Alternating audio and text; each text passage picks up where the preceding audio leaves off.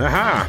Hello, and welcome to episode 389 of 10 o'clock. I am MDRLOz, this is Xeno.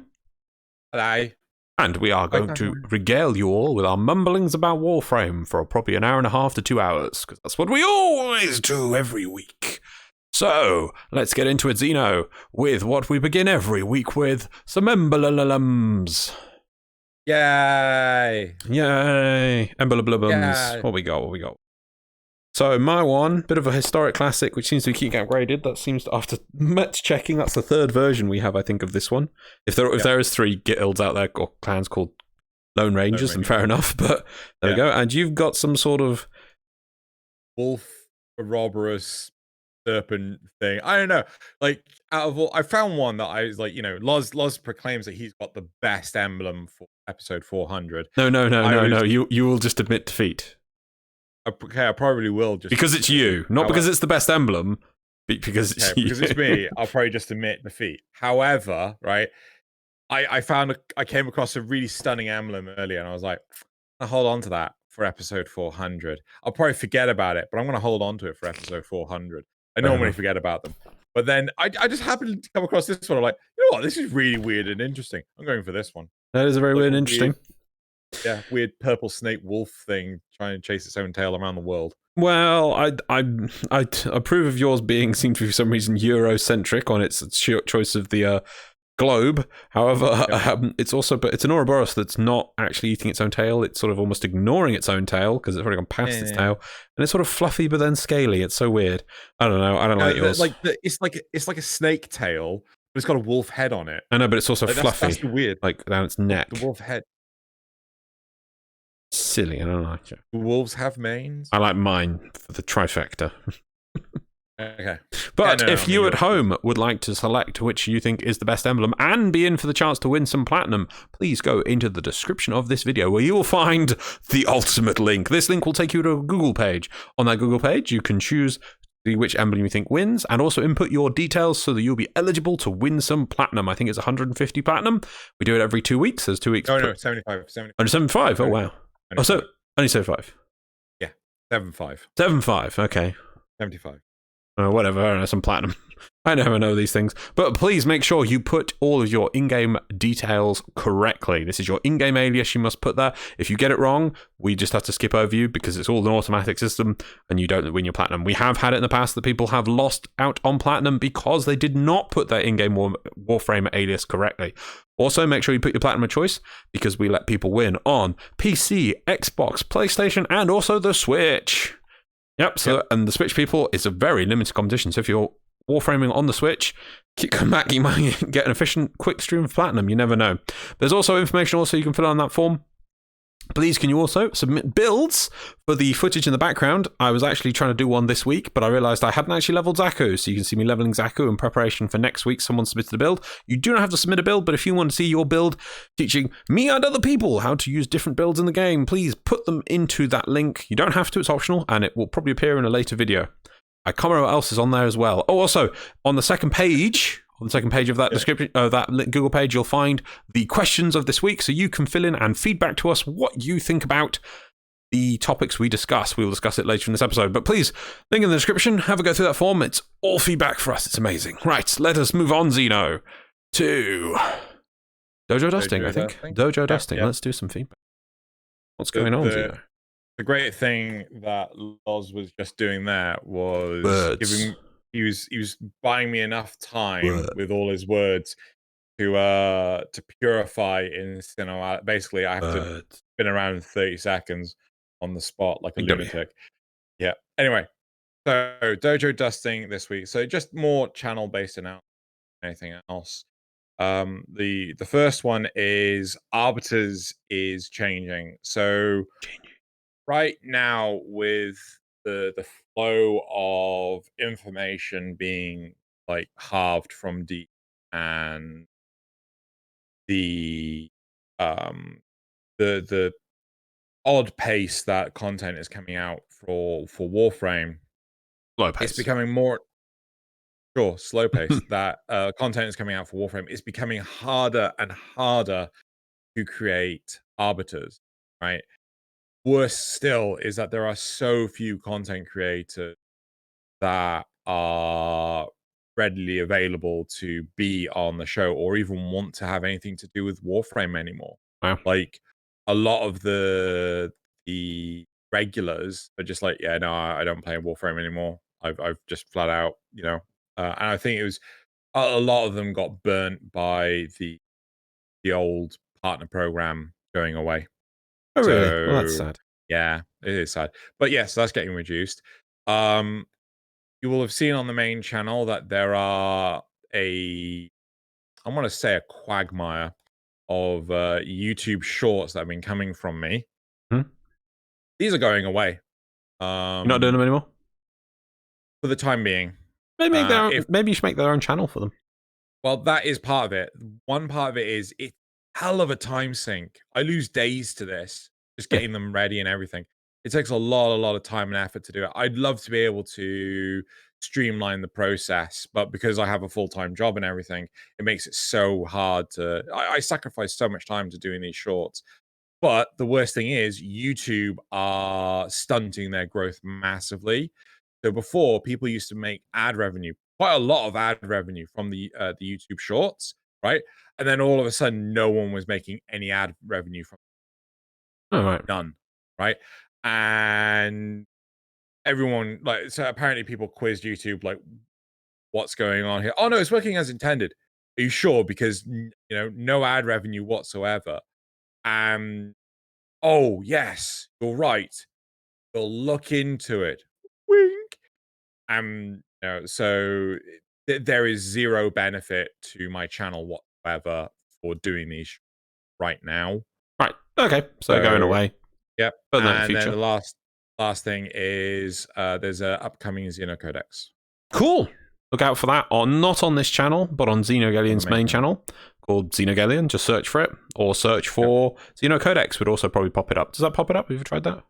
I've never tried that. Probably pop it up. Xeno Codex. If not, there are probably links on the main front page of this channel, and probably links in the description. You can probably find it fair enough just by searching Xenogalleon. So there we go. Looking forward. Would you know what the topic of that Xeno Codex is? Yep, bosses. Bosses. Interesting. Sounds really cool. Can you guess why? Can you guess why, Loz? Can you guess why? Oh, yes. You just worked it out, didn't you? The level of repression just released the memories upon me. Not Warframe related, actually, but interesting talk about Warframe, so that's cool. But anyway, let's move on. So we're looking into what's specifically about Warframe now with the War Report, which I still needs a musical like the word War Report to scribe across the screen. I'll have to link you a thing about it as a joking thing. It's war! Time for war! Yeah, okay. I'm gonna have to find you that. Wait, what? You'll know later. Anyway, so the War Report. So let's talk about what's going on, what is actually going on in Warframe, and some important news just for everyone out here who's listening in. What key things do you need to know about Warframe? First of all, if you haven't logged in a while, the 8th anniversary is still continuing even when this comes out. I think we're on week 3 of the alerts. So this week, as soon as this is uploaded, will be a set Dex skin, Dex Furious weapon slot, and obviously if it's first time logging in, you'll get this year's new thing, which is the Rhino skin. So anyone out there who's listening, because we do get a lot of people who just listen in to us rather than Warframe, make sure you log in, get that Rhino skin. And also next week is the last week, which will be, there's also a credit boost this weekend coming starting May 7th. And then the last week starting May 10th, Recasca armor, Excalibur Dex in action glyph, and the Excalibur Dex noggles next week, and then that weekend after, the final weekend, is an Affinity Booster weekend. There we go, those are the things coming. I don't think there's any competitions running at the moment. I did have a quick look. Oh, no, I swear there is one. Is there? Is there maybe a one that we're supposed to be doing for some Prime Access or something? There is that, but because the web server's been down for so long, I just haven't been able to run it. But now that it's back up, I can. Right. I'll probably put that up later today on Twitter. Probably check Xeno's Twitter. Link in the description. So the Prime Vault. Have a giveaway. So the Prime Vault. Let's just say check your Twitter for it, yeah? Check Xeno's Twitter next few days, or when this comes up, there'll probably be information on how to do it. He'll probably pin a lovely tweet if he has something to offer in there. Yeah. And then lastly, I've got for the report is obviously Tenno compacts are now live. Get your digital Tenno compacts, yeah? Have you got yours, Xeno? Yeah. Good man. I also have a giveaway for that as well. You do? Oh, check your Twitter again. Definitely have it. Yeah. So only one giveaway at a time. So I'll have to work out which one I'm doing.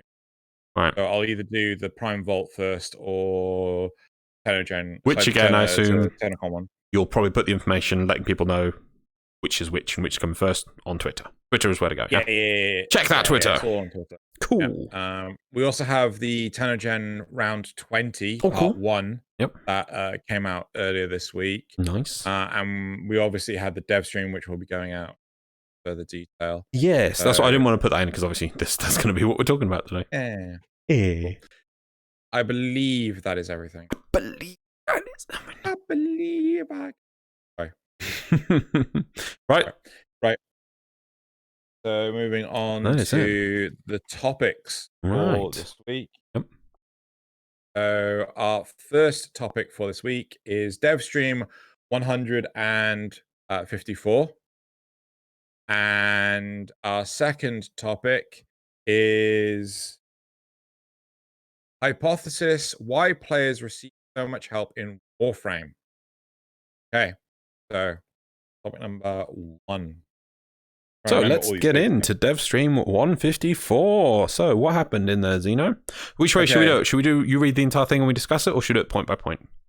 Point by point. Let's go point by point. So point number 1, Xeno. And feel free to just like rush anything. So if we get let's skip this one. Right, okay. So DevStream Dusting. Wait, do they call it DevStream Dusting? What did we call that? I think they steal normally call it like housekeeping. Did they steal it? I don't know. Maybe they did steal it. Maybe. I don't know. Anyway, right. So TennoCon will be on July 17th.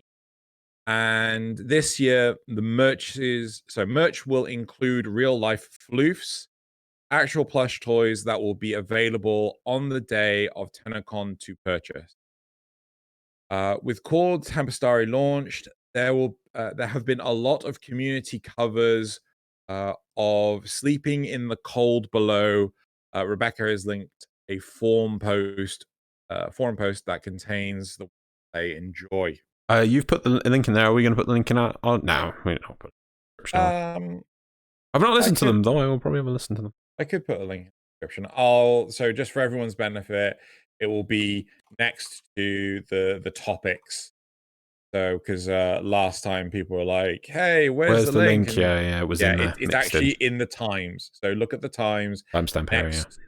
Yeah, there'll be next to timestamps. Right. Cool. So I'm fine with floofs in real life. I just don't want them. Yeah, but I avoid them. You avoid them. It's all fine. If people want to buy them, that's kind of cool. There's only one. My thing is, can we have a hat, please? Yes. Need another baseball cap. Yeah, where's my baseball caps? That's what I'm at. Yeah, same. Where's my Warframe baseball caps? It's a weird thing because they still have some products like the jersey, the like hockey jersey thing, which they still sell. And I know it goes on sales and like trying to get rid of its sale. But the hats, they just sell out and they never put more in. Everyone needs hats. I'm wondering if the reason why they have the hockey jersey still is because no one's buying it. Yeah, exactly. Yeah, but hats, they've gone through like several variations of hats, so why not put more? You still get the rhino statue. I think that's finally sold out. Oh wow! I think. Yeah. I think I'll have to check, but I'm pretty sure they're getting pretty low on that. Right, let's move on. What's next? Railjack changes and thoughts. Post Call of Tempestari, there have been a lot of bugs that have been trying to squash. Steve went into a few thoughts on the topic. Noting that there's plenty of work still to be done. Voice Storms still have a lot of visual clutter, which has been cleaned up a little in a previous hotfix, and there may be more things to come that will help the visuals. Further updates to the Railjack system are focusing wreckage and scrapping. Actually, let me read the whole point first. Reaching the limit of your wreckage is shown to cause problems with matchmaking, causing players to leave squads because they reach the limit on the wreckage. The solutions actually is actually quite a shift from the current method. When you get wreckage, it will now not be a unique thing. You will need to identify a piece of wreckage, revealing the stats and perks. It will have, when repaired, if you do not, if you do not want to keep it, you can just scrap it in the bin, making it, marking it for scrapping later. I thought you just got rid of it then and there. This is to help with data storage. Yeah, I thought you did as well, actually. Yeah, this is to help with data storage, to keep it. You can move it to a scrapping bin. Wait, no, shit, did I just... You just did a bit again. Yeah, sorry. This is to help with data storage. When did I just jump? Oh, so you can. So you can have several hundred unidentified wreckage items grouped into engines. I think it was like a specific house and mark of engine. Yeah. Sorry, of grouped into engines, weapons, and so on. But then you have to decide to keep or scrap them once the unique stats have been revealed. We also had the question asked, when will we be able to get the Tempestari guns on our railjack? And there was a very non-committal answer, so there's no plans yet. Yeah, I'm pretty sure in previous things they have acknowledged that they do want to get those weapons to us, but I think they're going to now, they haven't got any plans about when they're going to release them. They don't just want to drop them in the game randomly. And so I don't expect them to be coming anytime soon, but I think they are confirmed we will get them eventually. Yeah. So as for the other stuff, yeah, I can appreciate that. So if people don't seem to know why they've got this wreckage system, like if you realize every gun, every engine has different values for several stats. So the database has to store all those things as separate entries. You have this engine with you have this engine with you have this engine with and so that's why it's so limited. It seems to be that their database needs to be... That's been a recurring issue, because I remember Riven's was quite similar. So what this is going to do is it's just going to be like, you'll have a massive list of things where it's easy to say you have 7 Levan Mark III engines.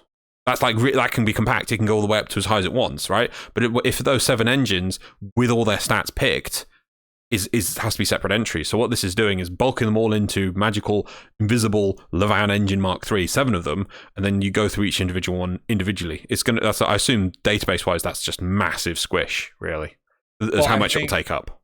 I think the idea is that the Levan engine just won't exist until you've identified it. Well, it does. Sure, it does, because what is actually storing is that you, in your bin, it'll have Levan engines Mark 1, 0 number. Levan engines Mark 2, 0. Levan engines Mark 3, 7.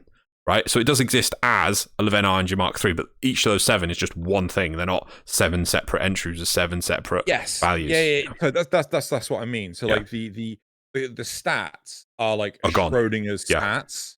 So it rolls the stats when you open them up. Exactly. Don't like loot box it. Well, I wonder if this is something that could or should be applied to Riven, right? Ooh. Because then you could have a load of unidentified, unveiled Riven, and you have to identify them to know how to unveil them, right? That will massively decrease the value of the Riven market. Yeah, but maybe. I don't know if it's something people want. I don't know. It seems. I think Riven's there. Well, no, there is actually something in here about Rivens, which I think is the next one. So let's move on to the next thing. Okay, sure, right. Just to touch upon the railjack side of it, no, I completely agree with the whole wreckage system. Oh yeah, it's cool. Yeah, it's great. I hate it when the game kicks you out and it says because you've got 30 items and you have to go and you have to think, God, I want to actually deal with some of these, but I don't have time. Okay, I'll get rid of 4, and that gives you enough maybe to do one mission, but then that mission gives you loads of things. It's like, right, I'm right back where I started, you know. So this is a very good change. Very good change. Positive. Railjack, I feel, is really shaping up. I'm just getting a good feeling about it now. Get a good feeling. Good feeling. Cool. Now moving on. Teshin additions. There's a quick refresh to the skill path store from Teshin. These will include a Noggle statue. Yay. A recoil mod for shotguns. The previous restricted Chinese only Cadus melee weapon. No idea what that is. Oh, that was that weird Dick. Darth Maul dual lightsaber. Right. Thing. I was like, what the hell are they talking about? I've never seen or heard about this before. Me neither. Right? No. Yeah. Okay. So I didn't know it was from China. Glyphs and new item category called a Riven Cipher. The Riven Cipher will be able to bypass Riven challenges, so you can unveil a Riven without doing the challenge. Teshin will only sell 1 per week. I like this. It's cool. You know the Fry shut up and take my money. Yeah. That. Yeah. I wonder if these will be tradable. I think it should be. No, it'd be another way for people to earn platinum because they can only get their one Riven Cipher a week. People will get their Riven Cipher and sell it to people. Because I hear these days that a lot of people complaining that the problem with Prime parts is there's just so many of them, and because the Vault now comes out with 2 Warframes, and there's just so many relics that I don't think even like the old frames are not really as rare or exclusive as some of them used to be. So I heard people complaining about trying to sell Prime parts is literally you just have to stack up everything and then just sit around and wait for one person to buy one random bit. So yeah, I mean, giving people more things to sell, I think it'd be cool.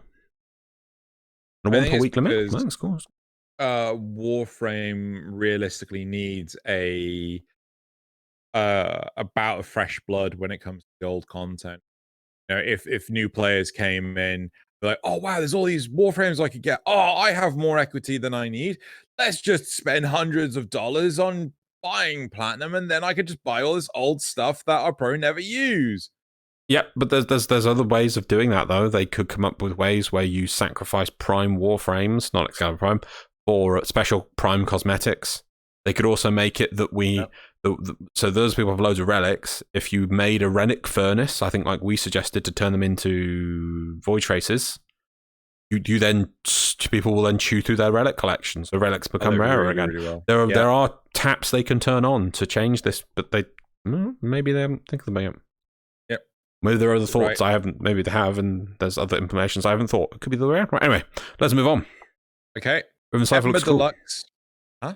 I was just saying, Riven Cipher looks cool. Yeah. Looks cool. Yeah, completely agree. Ember Deluxe and other cosmetic updates. The in-game model for Debbie Sheen's Ember Deluxe concept was debuted. This is Ember's second deluxe. She has very pointy feet, and her effects appear to be lava pits carved into the model's neck, arms, chest, legs, and back. Do you notice how caved in her back? The back was. I think Sheldon was trying to get people to look at this and think it, but it looked amazing. Like, I'm sorry, I'm not a big fan. About the butt. Yeah, well, I don't know. I think he was wording it badly, and that's what you could imply from what he was saying. But I think he was kind of being like, "Oh, look at the butt! Oh my god, the back!" You know, I think he was trying to do that kind of thing. That we'd go like, "Oh, let's go look at the butt," and then be like, "What's up with that back? It's so cool." I'm gonna. I think that's what he's done. Sheldon was like thinking the long game there. He was. Okay. He was. Next, the note says Jeff admitted he forgot about Revenant's deluxe skin, also designed by Debbie Sheen, and this will be the next deluxe skin released after Ember. We saw a few work in progress models, and the textures will apparently match up with Ember's for the Debbie Sheen collection. I don't feel that this note is actually accurate. I don't remember saying that. Jeff. No, I thought Jeff. Right. They opted to do Ember first because they didn't jump on the Ember design when it first came around, and it was only when the Revenant design came around that Jeff went, "We also want the Ember one. We want the Ember one." Because I think Debbie designed the Ember one absolutely ages ago. Okay, right? That was my understanding from the what Jeff was saying. But also, it sounded like the concept. Sorry, not the concept artist, but the model artist. They have the opportunity to choose what things that they work on, and just the Ember one was chosen first. And I completely agree.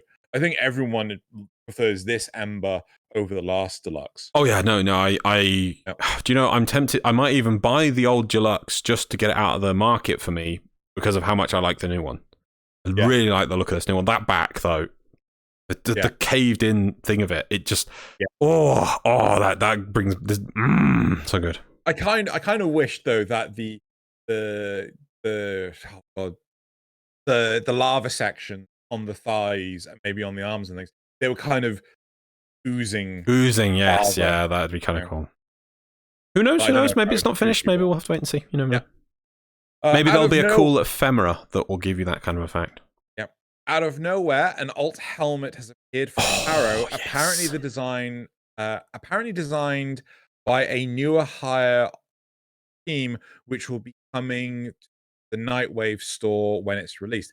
I loved it. Oh, I freaking loved it. I was like, yes. Why is this being undervalued? Paladin-esque. Yes. I don't really like the Harrow ones they've got, but as soon as I saw that, I'm like, yes, finally I can go back to playing Harrow lots because it's so good. I felt though that again, it wasn't a designer; it was a modeler. It's still the key point was it was a new team hire, and they were like, yes, have a go at this. It's like their first thing, and they were like, oh, okay, the best helmet ever. Like, yes. Yeah. Okay. There are new cosmetics coming to Syndicate store. There are new too, so you can earn the emotes that DE used for the Railjack crewmans. You will also have Syndicate armor cosmetics featuring shoulders, legs, and chest armor for each of the main 6 syndicates. Rebecca showed off the shoulders and chest piece on the stream. I really liked them. I thought it was like, yes. This is dumb. Yeah. But this was the perfect opportunity to do something we've saying for years, and it would have fit perfectly with syndicates because that's how the syndicates work. Why don't we have upgradable ones that start out really small and tiny, and then you get better? It replaces it with a bigger and better version as you rank up with your syndicate. Wouldn't that be really cool? That's how the emblems were supposed to be. But I totally agree with you on that. I think if we were gonna do, hiccups. If we were gonna do that, we need a new, because like they were like they were freaking out because the cost of them was like 100,000. But they're placeholders. They said they're placeholders. They said it was placeholders. I'm kind of like, nah, let's leave them as those prices, and then just put on another rank for each of the syndicates, and just have us, get another bucket. So like, we've tripled the amount of maximum syndicate rep you can hold. Maybe, but there's not enough really in there to spend. That's exactly. If they did what I'm about to suggest now, then yes, right? If they'd made it that you bought the base version and then there was upgradable recipes and each subsequent version required the previous build to build, then in theory, if you wanted all the armor in the game, and if some of them had looked quite unique, you're like, I want the tier 3 and also the tier 5, you'd have to rank one up to tier 5, then rank one up to tier 4, then one up to tier 3, then one up to tier 2, then one to buy a tier 1, right? There we go. People are going to spend loads because some people will want everything, So instantly, I've came up with an idea that will allow people to be spending stuff on syndicates for the next 5 months instead of how this is going to be, where they're going to probably price them probably about 50,000 or 25,000, or the shoulders will be 50, the legs will be 25, something stupid. 25 across the board. Yeah, and thus it's like, right, people buy them and that's it. I'm just like, you could make them upgradable and it'd be really cool and it'd be, it's something we've been saying. I swear we said that in the first year, like upgradable armor pieces would be really cool. Yep. But, to show progression. Oh well, but still, it's theme stuff and that's cool. We've had the sign downers for ages. Here now we get the armor set. Okay, cool. Should we move on to the next part? Yep. Cool. The new update revealed the Sisters of Parvos. The name. But Loz, the sissies. Okay, keep going. The sissies, Loz. You gotta remember about the sissies. Anyway, sorry. Sisters of Parvos is the name of the next content update, previously called Queen Pins or Corpus Liches. Rebecca noted that players have been asking how sisters will be different from liches. One of those will be that the sisters have a robotic companion. They will have a hound pet that will actual combatant that faces the Tenno whenever the sister appears. These will be randomized parts, and you will be able to earn the hound as a companion in addition to the weapons. Under the current system, when you spawn a lich, it wears your helmet as a decoration on its shoulder. However, when you spawn a sister, the helmet gets mounted on the neck, so the hound's neck, in a rather macabre display plate. It's not macabre. Keep going. Yeah, let's come back to that. A key part of defeating the sister is vanquishing the hound. Kuva liches will also benefit from the new system, both with structural improvement and new weapons. The Kuva Heck, Kuva Zar, and Kuva Grattler are coming to the drop tables. The system improvements include reduced grind, a better finale, to the hunt, and even adding a wild card, although what that means is unclear. There is an image at the end of the stream to announce rank 10 command intrinsic will be coming to the update, but no reveal as to what that is. Okay. I'm going to pick on the hounds first. There's also a bit in here that wasn't quite said when they weren't quite clear. There may be that you'll also find the hound will also be the Thrall version. Yes. Of it. Yeah. There was some mention of it. So it might be that like there's the main hound, but then also like mass-produced copies of it, which become the Thralls that you then go and fight the main one. Like, but it's weird. Also, like, do you ever actually interact with the sister apart from her moaning at you?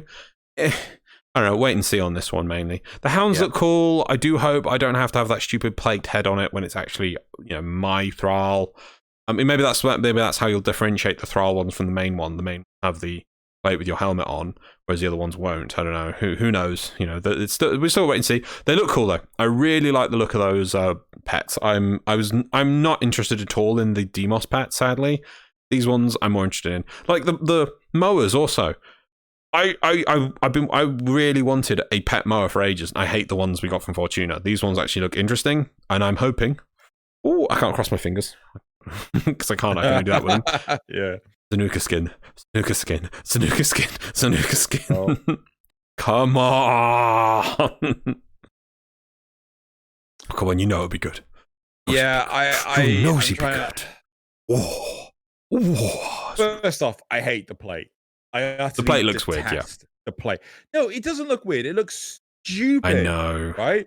Like, okay, so you know how when you know the purpose of blinkers for horses?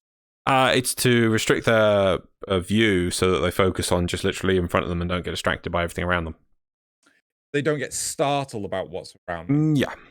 Yeah, so that's a large part of the blinkers, right? But the thing to me is like this isn't blinkers. This is a blindfold. How the fuck could this thing possibly see? It's so weird. I mean, I have to look at the things again, but like it was like their heads were like kind of forward, but then if it's on their actual head up here, then it's just like a stupid, crazy top hat they're wearing. And if it was actually towards their face, because it was kind of forward facing, then they can't see. But they are robots. They are robots. I get that, but still, like it's a fucking plate. Yeah, it also like it just feels really weird to have the head kind of just on a plate. Have you ever played The Witcher? I played the first one. The third one. No, I haven't played the third one. Okay, in the third one, you kill monsters, and I haven't played a huge amount of it, but when you kill like a griffin, which is the first big monster you've got to kill, you take the griffin's head and you put it on your horse on its like hind leg. Flank. Right? On the flank? Yeah, there you go, on the flank. So you just mount it to the side. Why isn't something like that, right?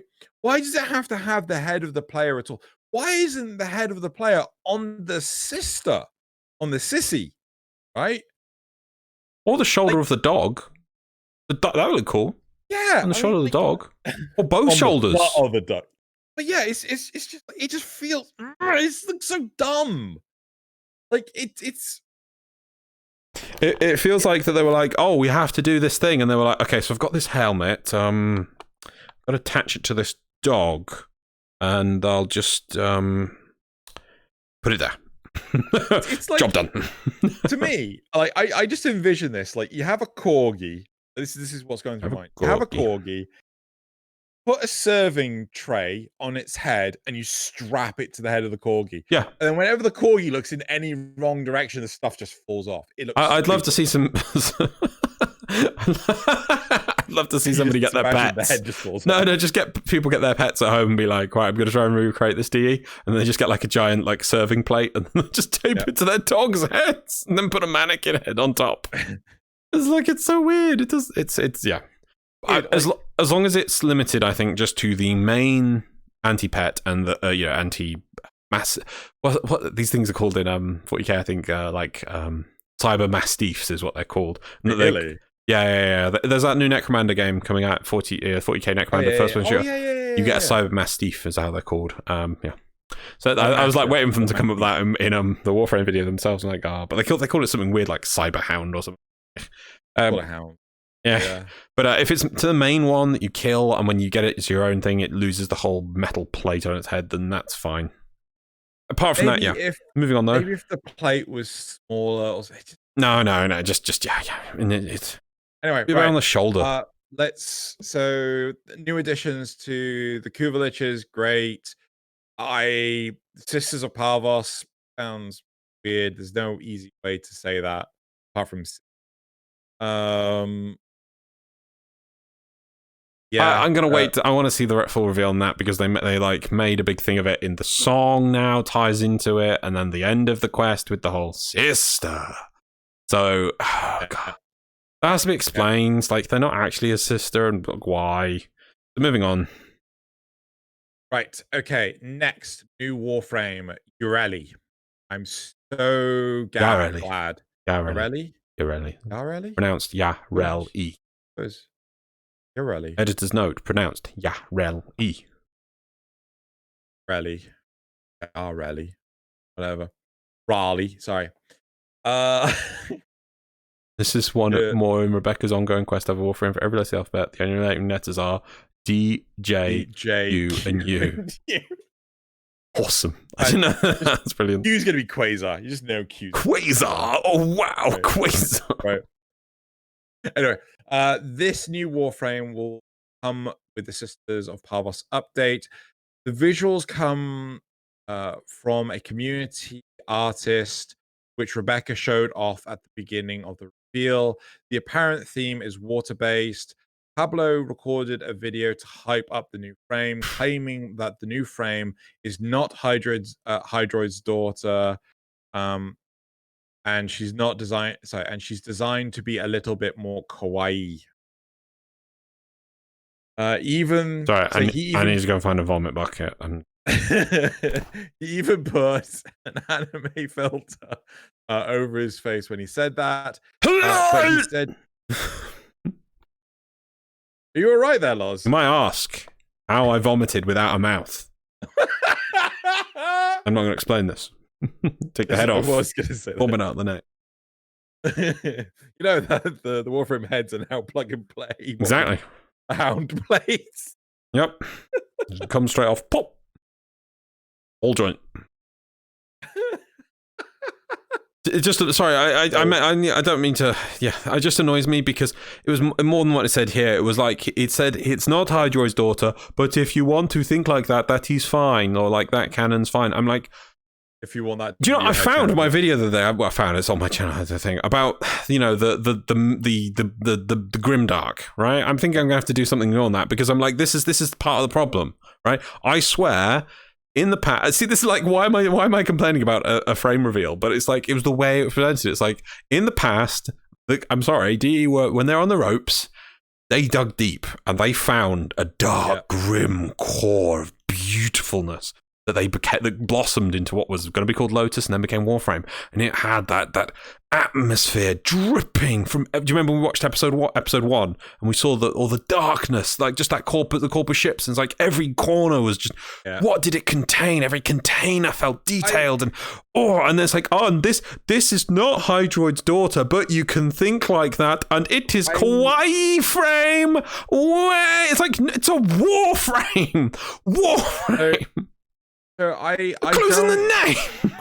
I don't mind the idea of like, it is Hawaii or this is some person. Hold on.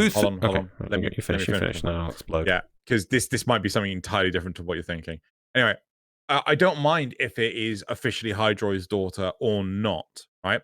The problem I have is actually saying it's all right for you to have your separate headcanon. Right?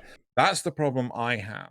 It's, to me, you can have your fan theories and things like this, but if you are incentivizing people to embrace their headcanon, the point of, a contradictory thing comes later on, that will then sour the gameplay experience.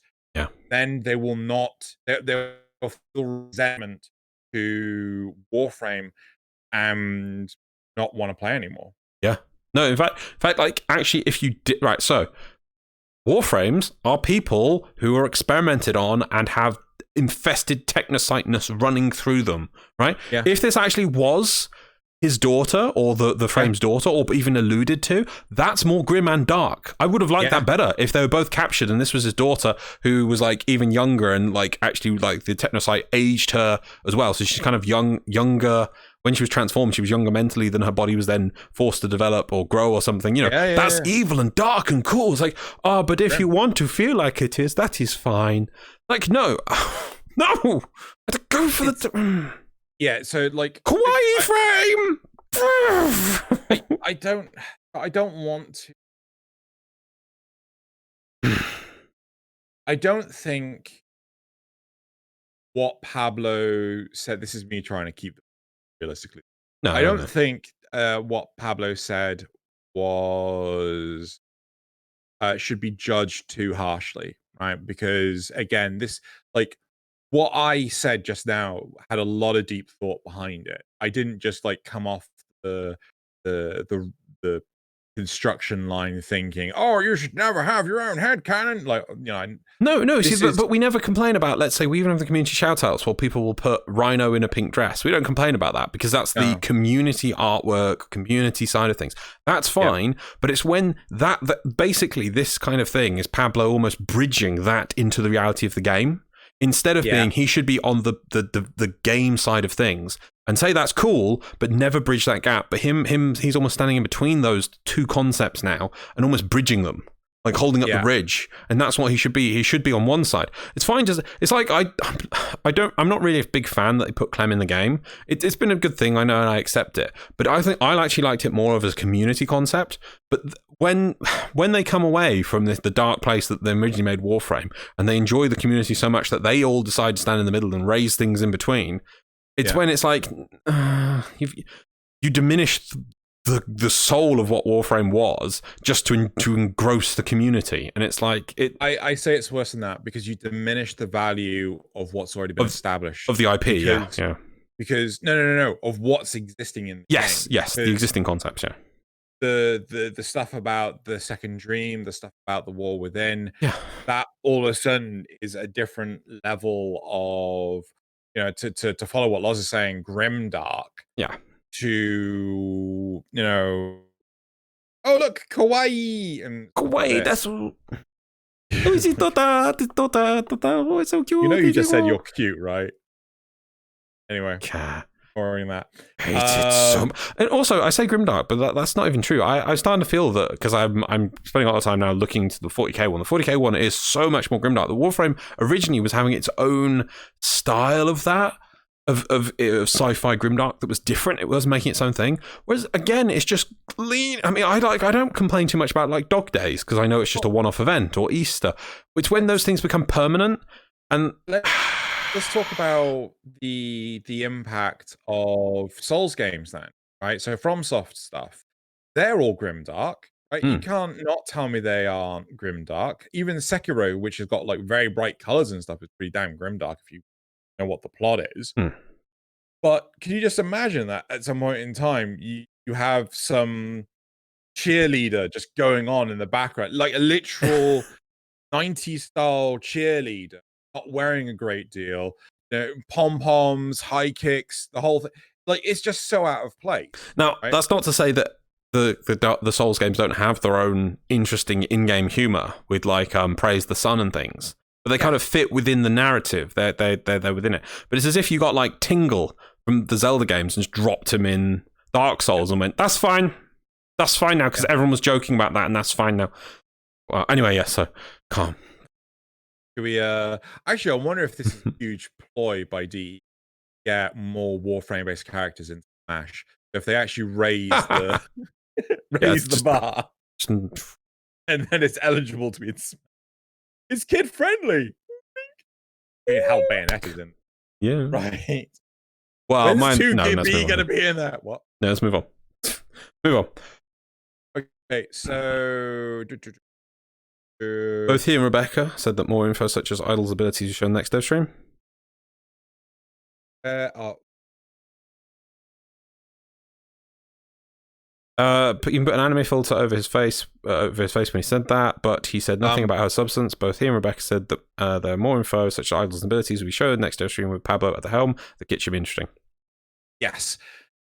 Let's read on the next part, and then we'll go back to more Uriel herself. Sorry, whatever. There will be. Sorry, there was a little more detail on her concept with an object that looked familiar to a chakram of water and a large fish-like creature. These appear to be linked to her abilities. Rebecca tried to drop a hint about her movement. Apparently, she has a unique vehicle, and the chat immediately guessed that the fish-like creature is a form of K-Drive that she'll use as part of her kit. I don't know if it's going to be one of her abilities. I just genuinely thought, oh, that's just going to be a skin for a K-Drive. Much like how we can now get the insect K-Drives as skins for our regular K-Drives. Maybe. Thank God they're not expanding it. Steve said that there will be an interesting way of obtaining Yariel, but not a quest. I think they even said it was going to be a new way. I don't know. Yes. We'll have to wait and see. So kind of cool. I think this is all, by the way, all this stuff, I predict, is the big patch before TennoCon. Because normally there's a patch before TennoCon to get people playing, then TennoCon comes out, and then like 3-4 months line, we get a big patch of stuff from TennoCon. Normally how it goes. The big thing here is the phrasing of this stuff is going to get more detailed explanation for the next DevStream, which instantly says what? Not coming out in May. No, yeah, exactly. Yeah. I imagine there'll be the May DevStream, and this stuff will come out 3rd-ish week of June. Second or third, something like that. Well, that's normally what they do, is that there's not. Yeah. I mean, I think one of them even came out the weekend just before. Remember the Spectres the Rail? That came out literally weekend of more. So I mean, who knows? That it's either going to come just before. I doubt they'll ever release it on again. Maybe they will push it back to after TennoCon. But the thing is, they normally like to take holiday after TennoCon. That is true. Yes. Yeah. So I'm expecting this to be end of June. Okay. Cool. I kind of feel that that's quite a long duration. Go from, hey, look, we've got updates to Kuva liches, and if these sister lich things are kind of cool, I think it's decent content. Maybe with a not quest releasey thing, who knows? So I don't know. I give you that. I'd like to see more, because they did allude actually to, and I don't see this in here really, more updates to Void Rifts. There's like more drops and also more stuff for them. So that's true. Right. So that's what I want. Yeah. New weapons coming with the system Harvest update. We will be new. Yep, I'm going to stick with it. We will be new melee weapons.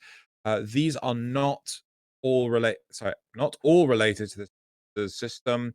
A few are going to be linked. Oh, there you go. Void Storms are there. There will be 9 new weapons as part of the power system, much like the Kuva weapons. These are announced. These are the announced briefcase weapons. The first shown is it's the two-handed Nakana that falls into a briefcase when holstered, but not all the melee weapons collapse into that shape. There is a collapsible heavy blade with 2 blades. I really like the look of that one. That one looked awesome. That folds up when holstered, and a new hammer and shield weapon that collapses into a compact shield when holstered. The deploy animations are quite intricate. Yep, I actually really liked the new heavy weapon because it was just 2 blades side by side. Yeah. You missed the line. The next random weapons that Rebecca mentioned will include the Arcoplasma and Flux Rifle. Now, okay, they looked cool, Noel, and it's like, here's some new weapons. And I'm like, okay, new weapons. The whole briefcase point does nothing. They just pack away. That's it. That seems to be it. There's no. I was really hoping that there was going to be something more to these things. The whole briefcase thing. It's just they're just weapons. They're just it's just an animation. I don't know. Maybe I was expecting too much, but I have memories of Perfect Dark. Do you ever play Perfect Dark? No. So there was the briefcase gun, which was a gun that looked like a. You had to stealth into a mission, so it looked like a briefcase. It would turn into a gun, but you could also chuck it, and it became a gun turret. Yeah. So it had just different options to be done with it. So you could just, it was, because it was a briefcase, it could actually become a thing. So it can actually deploy, or it can become a rifle. I was hoping for something more with it. I mean, just being like, oh, it's corpus, so business, so it's a briefcase. Oh, but it's a weapon. And also, the only one of them even really looked like a briefcase. The heavy sword did not look like anything on it. It just looked like a packed up thing on the back. I was same with the shield. I was like, don't call them briefcase weapons if only one of them is a briefcase and the others just pack up. We already actually have corpus weapons that pack up. Most corpus weapons already pack up. The opticore opens up slightly. The bloody windscreen wiper opens up. The bicycle gun opens up. The bicycle pump. So I'm sorry. I'm like, yeah. They're more intricate. Okay, she made things open up more. Good job. No, but that's just an animation. Woo! I don't know. I think it's not. I don't think it's their fault. I think it's my fault. My expectations were so much higher on this one. I was hoping they were really going to go to the town on this concept and do something with it. Instead, it's just they just pack up into a different form when you put them away. Yeah. I mean, like the sword. Okay, I can have it on my hip, I guess, or the gun or something. I got a briefcase on my hip. Fashion. I don't know. I just wanted more. I get behind what you're saying. It's like it is just fashion. It would be nice if there was something more to it, like maybe you could hack terminals faster with. Yeah, good. Yep. But there is a huge disconnect between business life and playing video games, and how like the whole spy thing in Perfect Dark. I don't mind. Like, this pen is also a gun. Like, that makes sense, but I'm pretty sure this pen that is also a gun is nowhere near as effective as an actual gun. Yeah. But that's why, like, for instance, so the laptop gun, it was a mission like 3 or something, and you were being undercover. There was a hostage situation, so you were going in as the negotiator, so they couldn't give you a gun. They gave you the laptop gun. You walk in with a laptop, you see. But my point is, you're like, that's like subversion and things like this. But then the option is they also gave it that to be really unique. You could just, because it's an object, because a briefcase is an object in itself. It's it's more stable. It was like so it can do something away from you as well. So you could throw it. Yeah. Like you could leave it. You could imagine like a briefcase. You could leave it somewhere and it would do things. We already have deployable things in Warframe, like the spears you can chuck and they deploy. That's true. Just so it's not. This is what really gets me, because it's not like this isn't a thing that's already in the game. Like, could you imagine if the sword, you could deploy the heavy sword? You could deploy the heavy sword and it deploys onto the ground and it just spins round, like the blades stick out because it's got 2 blades. If the blades unfolded and then it just spans, but then it comes back and it's a weapon. Yeah, exactly. So there you go. So you don't have weapons that do it, but it would also then break into the thematicness of the sort of the transforming element of them. Yeah. Yeah. See, so there we go. So the two-handed sword, which has two blades, it's like, okay, well, you use the two blades like this, but because it's got two blades, they can unfold like that, and then it becomes a rotating whirly blade of death. That's kind of cool. How about the shield, right? It's on your arm, it's a shield, but if you chuck it, the whole thing comes off, and it makes like a mini wall. That would be cool, wouldn't it? Yeah. So they have a deployable element, because like a briefcase can be left somewhere, and it's still doing its job. Whereas like a sword is still a sword, and if you're going, well, it needs to be a sword in your hand. That would have been cool. I don't know. I had expectations up here, and it's just like, oh, look, it transforms. Clap like seal. I'm sorry, I'm really bitter about this. I was really started this so positive, and I'm just like, I'm so sad on these 2 points. I think if they were to introduce new spy missions where you had to move around like a corpus, or that's going too far. I mean, I agree that would be kind of cool, but it doesn't need to go to that level. No, but true. But like, it's an expansion to what isn't, the reason why the deployable element of it makes sense is that let's say I was a corpus person, right? A corpus civilian, right? Business person isn't going to be, and this makes sense for the Perfect Dark one as well, because you could give it to any a politician or something, right? They're not the best fighter, right? So the tool is a thing unto itself. Yeah. So that's why I say like the double blade that unfolds that can become a whirly trap. Let's say you were a corpus businessman and you were like, oh no, there is some, what are they called? The parent sequence people going to try and kidnap me. And then they chuck their briefcase in their direction that unfolds whirly blades that lets them get away. It's still serving its purpose. And you could have that, the Warframes just use that technique. It doesn't have to have the whole being a spy side of it. No. But the problem here is, okay, maybe I've misunderstood. The problem for me is the sale of this is something that it's not, right? This is a briefcase. Yes. It's a gun. Yeah. Like it's but if you've got a briefcase that is not fit for the purpose of being a briefcase. Oh yeah, no, I still think it should look like a briefcase as well. Yeah. I mean, no. My point is not look, but function, right? It should still function. Like, when you've got James Bond with his bullet gun, so his gun pen, right? It still works like a pen. True. Okay, but the thing with the briefcase is that you don't need it to be as a briefcase. You just need it to be subversive. That it appears to be a briefcase, but it's not. Then, well, I think you could have. Oh God, I have to think like. I know what you mean. I can't think of any of the spy tools that didn't actually do their job. But that's kind of the point. Is that it's just a disguise, So my whole point is, what is the value of this being a briefcase weapon when it's just a weapon? But that's my point, is that in the concept of the item itself, right, that these would be things that could be purchased by corpus business people to protect themselves as in disguise. Yeah. That's the point, right? But they're more than just... I mean, I cannot see a corpus business person pulling up their giant two-handed bladed sword and be like, all right, come on. Didn't think I had this, did you? Nah. It just doesn't make sense. It doesn't make any sense. I can just envision this. It's like, you've got a corpus businessman. Like, all the corpus businessmen, they're walking around with not one, but two briefcases, right? And two wheels. So they're walking along, right? And then you go like, oh, hey, Bob, how's it going? Like, why have you got two briefcases with you? Oh, well, you see, this briefcase contains all the top secret files relating to X project. Well, this one's a turret. Yeah.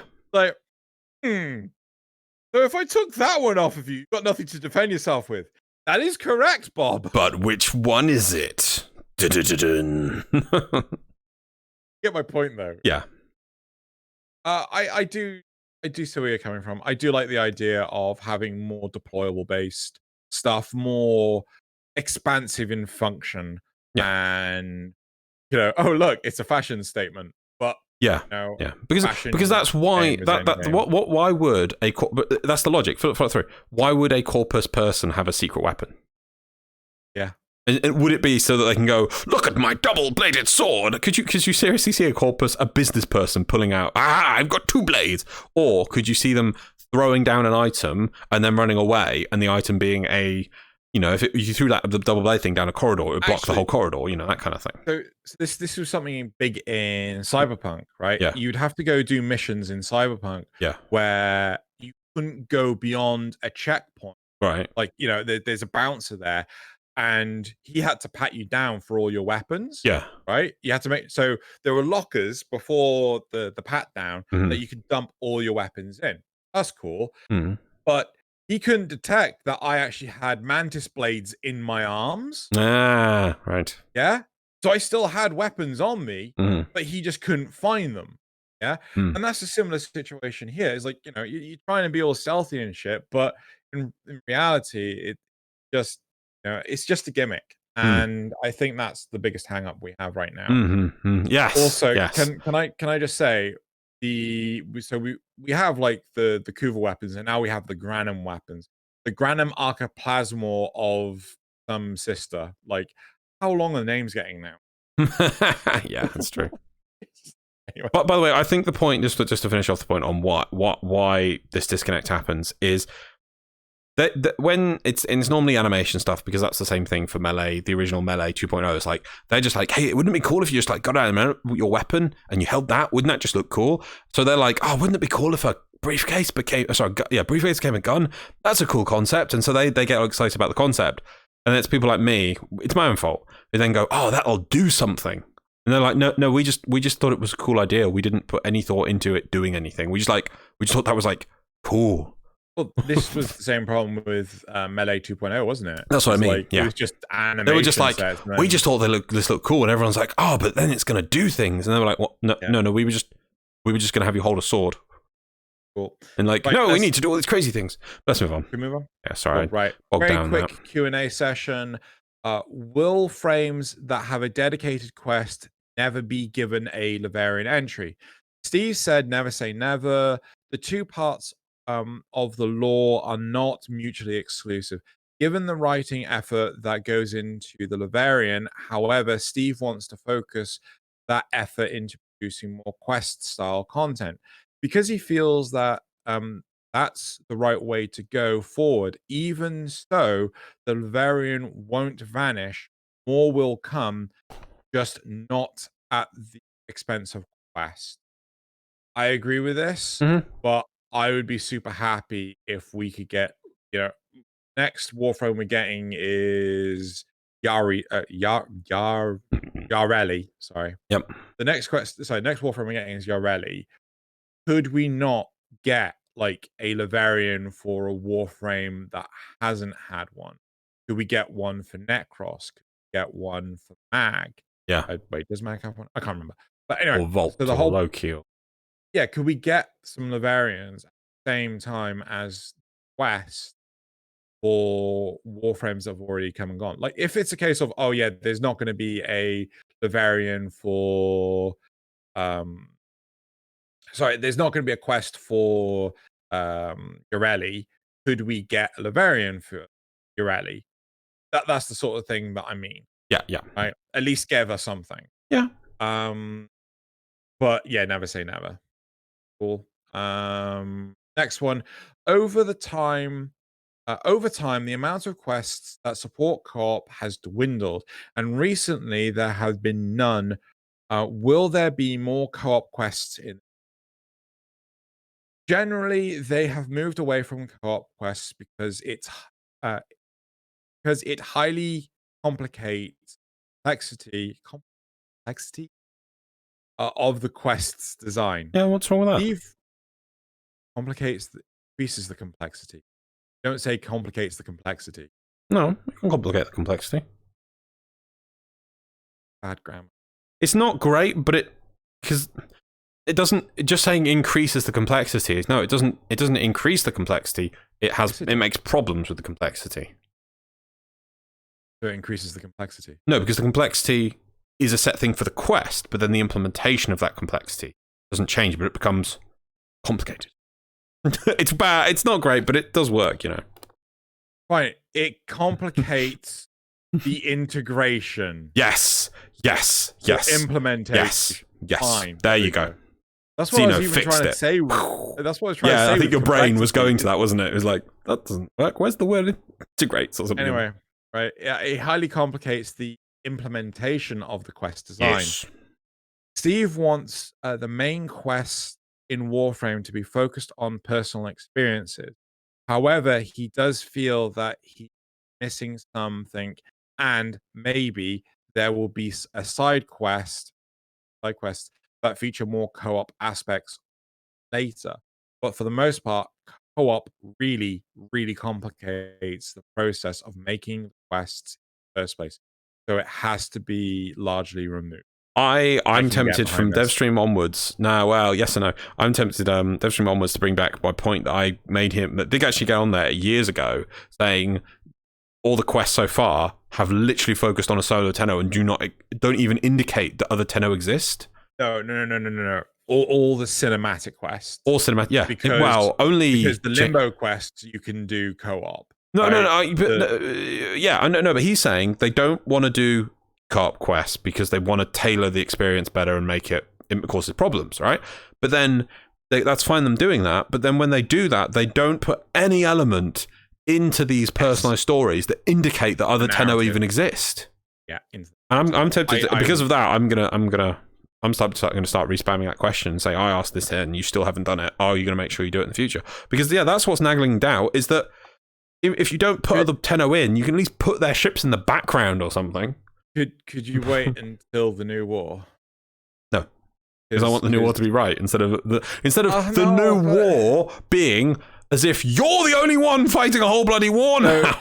So now I have to wait another 3 years. Do you want for them to fix it? Because they went, oh yeah, look, we've done all these bits for the new war and it was going to come out, but then we realised that the entire quest, you're literally the only one fighting this war, apparently. As long as I get it, if the narrative works with it, then fine. But if, I don't really care for it to be a co-op experience. No, I'm fine with that. I'm fine with it, but you know what I mean. Anyway, moving on. Right, okay. New augments. New augments. Augments are coming in Proteus, Zephyr, Grendel, and Wisp. These could come before the Sisters of Harvos update, but at the latest they will come with it. Wisp's augment for Reservoir allows you to rotate to a fourth reservoir that is a form of Omnimote that gives all 3 buffs in one cast at increased cost. In short, all it does is reduce the time taken to get all 3 buffs. I completely I thought, oh, you know what they're going to do? They reduce the range of the buffs and then make them mobile. These reservoirs are mobile. These reservoirs. But no, I'm fine with this. Yeah, so you're trading off a slot and the cost of energy to do it. I think this is perfect for augment. It's just the time. No, but it's an augment. You need the mod slot as well. I think the cost is the same. That's an increased cost. 3 buffs in one cast, that's an increased cost. Yeah, no, the increased cost is instead of so say it's 25 per cast, right? Well, this one is 75. Yeah, exactly. Because it's all 3. Yeah. It's the same cost. But it is still... Oh, I see what you mean. Yeah, I get you. Yeah. It's like the mod slot. Yeah, okay, so it's still the mod slot for that. Yeah, fair enough. Which is fine, I think. Right. And it's actually interesting if it's you actually no, it's really good because it doesn't mean that you can still cast the individual ones. I think, can't you? Yes. Yeah, because you hold, so you're not losing any functionality. So that's really good. Yeah, you don't go, oh no, I now need 75 to cast them. Anyway, Grendel. Yeah. Right. So Grendel's augment. Nourish will clear status, then gain status immunity for a duration based on how many enemies he's devoured. Proteus augment for dispensary is an Exilus mod that allows dispensary to respawn your sentinel. Ooh. And dispensary is, they mention this, is Proteus Helminth one. So guess what I'm taking as the on my Excalibur. It's like, I've been wanting this for ages. Like, okay, they've put it in some way. I'm like, okay, that's fine. I will engage with this. Yep, I'll do it. Zephyr's augment for airburst creates a stacking buff, secondary weapon for each enemy kill up to 500% damage. What? Oh, damage buff. Sorry. Yeah. Buff. Yeah. I mean, Oh, that's pretty damn awesome as well. Cool. Right, do you want me to do the last point? Because it's literally just a summary of all of what's in this update. Yeah, sure, go for it. Okay, so the Sisters of Parvos update with weapons, new companions, improvements in the Nemesis system for them and the Kuvaliches, a newly announced Warframe, which I'm not even going to say because I hate its guts, and our abilities being overseen by Pablo. Grrr. Lots of new cosmetics, including Ember Deluxe, amazing, Syndicate armor, missed prop, sad, and emotes. Yeah, the emotes look cool. The emotes, what do you think of the emotes? Oh, totally. They look cool. I'm not buying. I'll get them, but I'm not going to be, yeah. And even a new alt helmet for Harrow. Oh, godly. Yeah. Steel Path reward additions, those are pretty cool. With a new item allows you to instantly unveil ribbons. Big plus point. Even more updates to Railjack, focusing on the wreckage management and rewards. Those sound really cool. And a lot more in between. Yep. And I think it was pretty okay. There was the 2 points I'm really negative about, and really, I'm just full of salt and hate, of course, as normal. Blech. Big salty hatey person as well. But no, I overall, it's looking quite positive. I really do miss the 2 weeks dev streams, like a dev stream every 2 weeks, but it does feel that at least they are bringing a whole... I do hope they go back to those 2 weeks because I do miss it. I really do like it. Even when it was like 2 weeks, sometimes 3 weeks, I much prefer looking forward to them than sort of the once a month thing. Yeah, but at least they're bringing good stuff.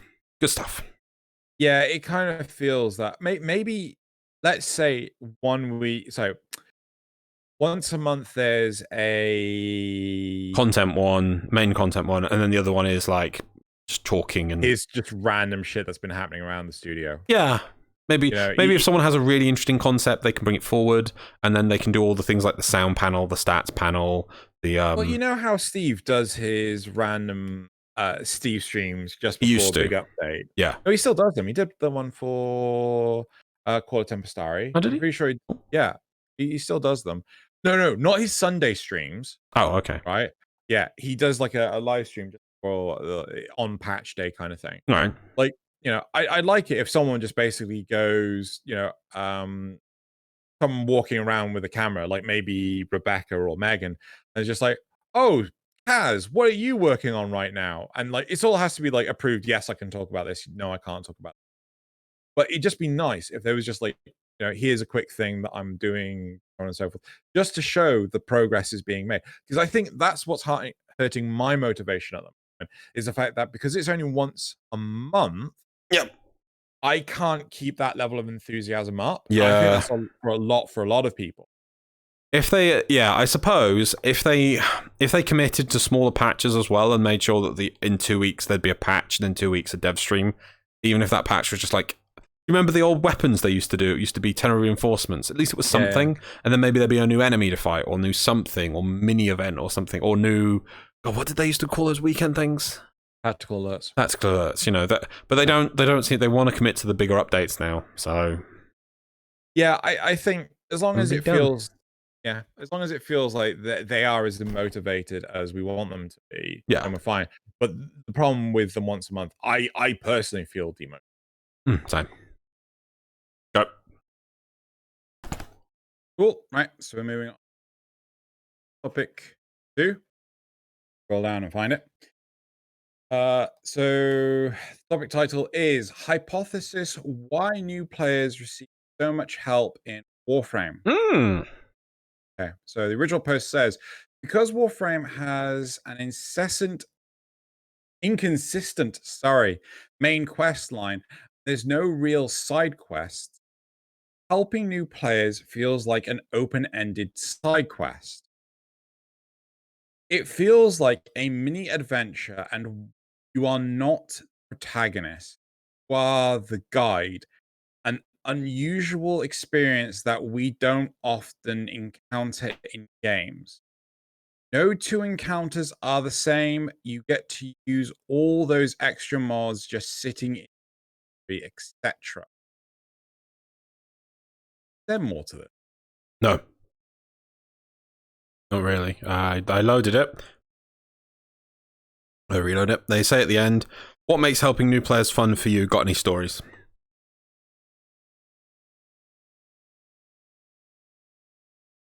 Oh, right. Okay. Sorry. the title really threw me.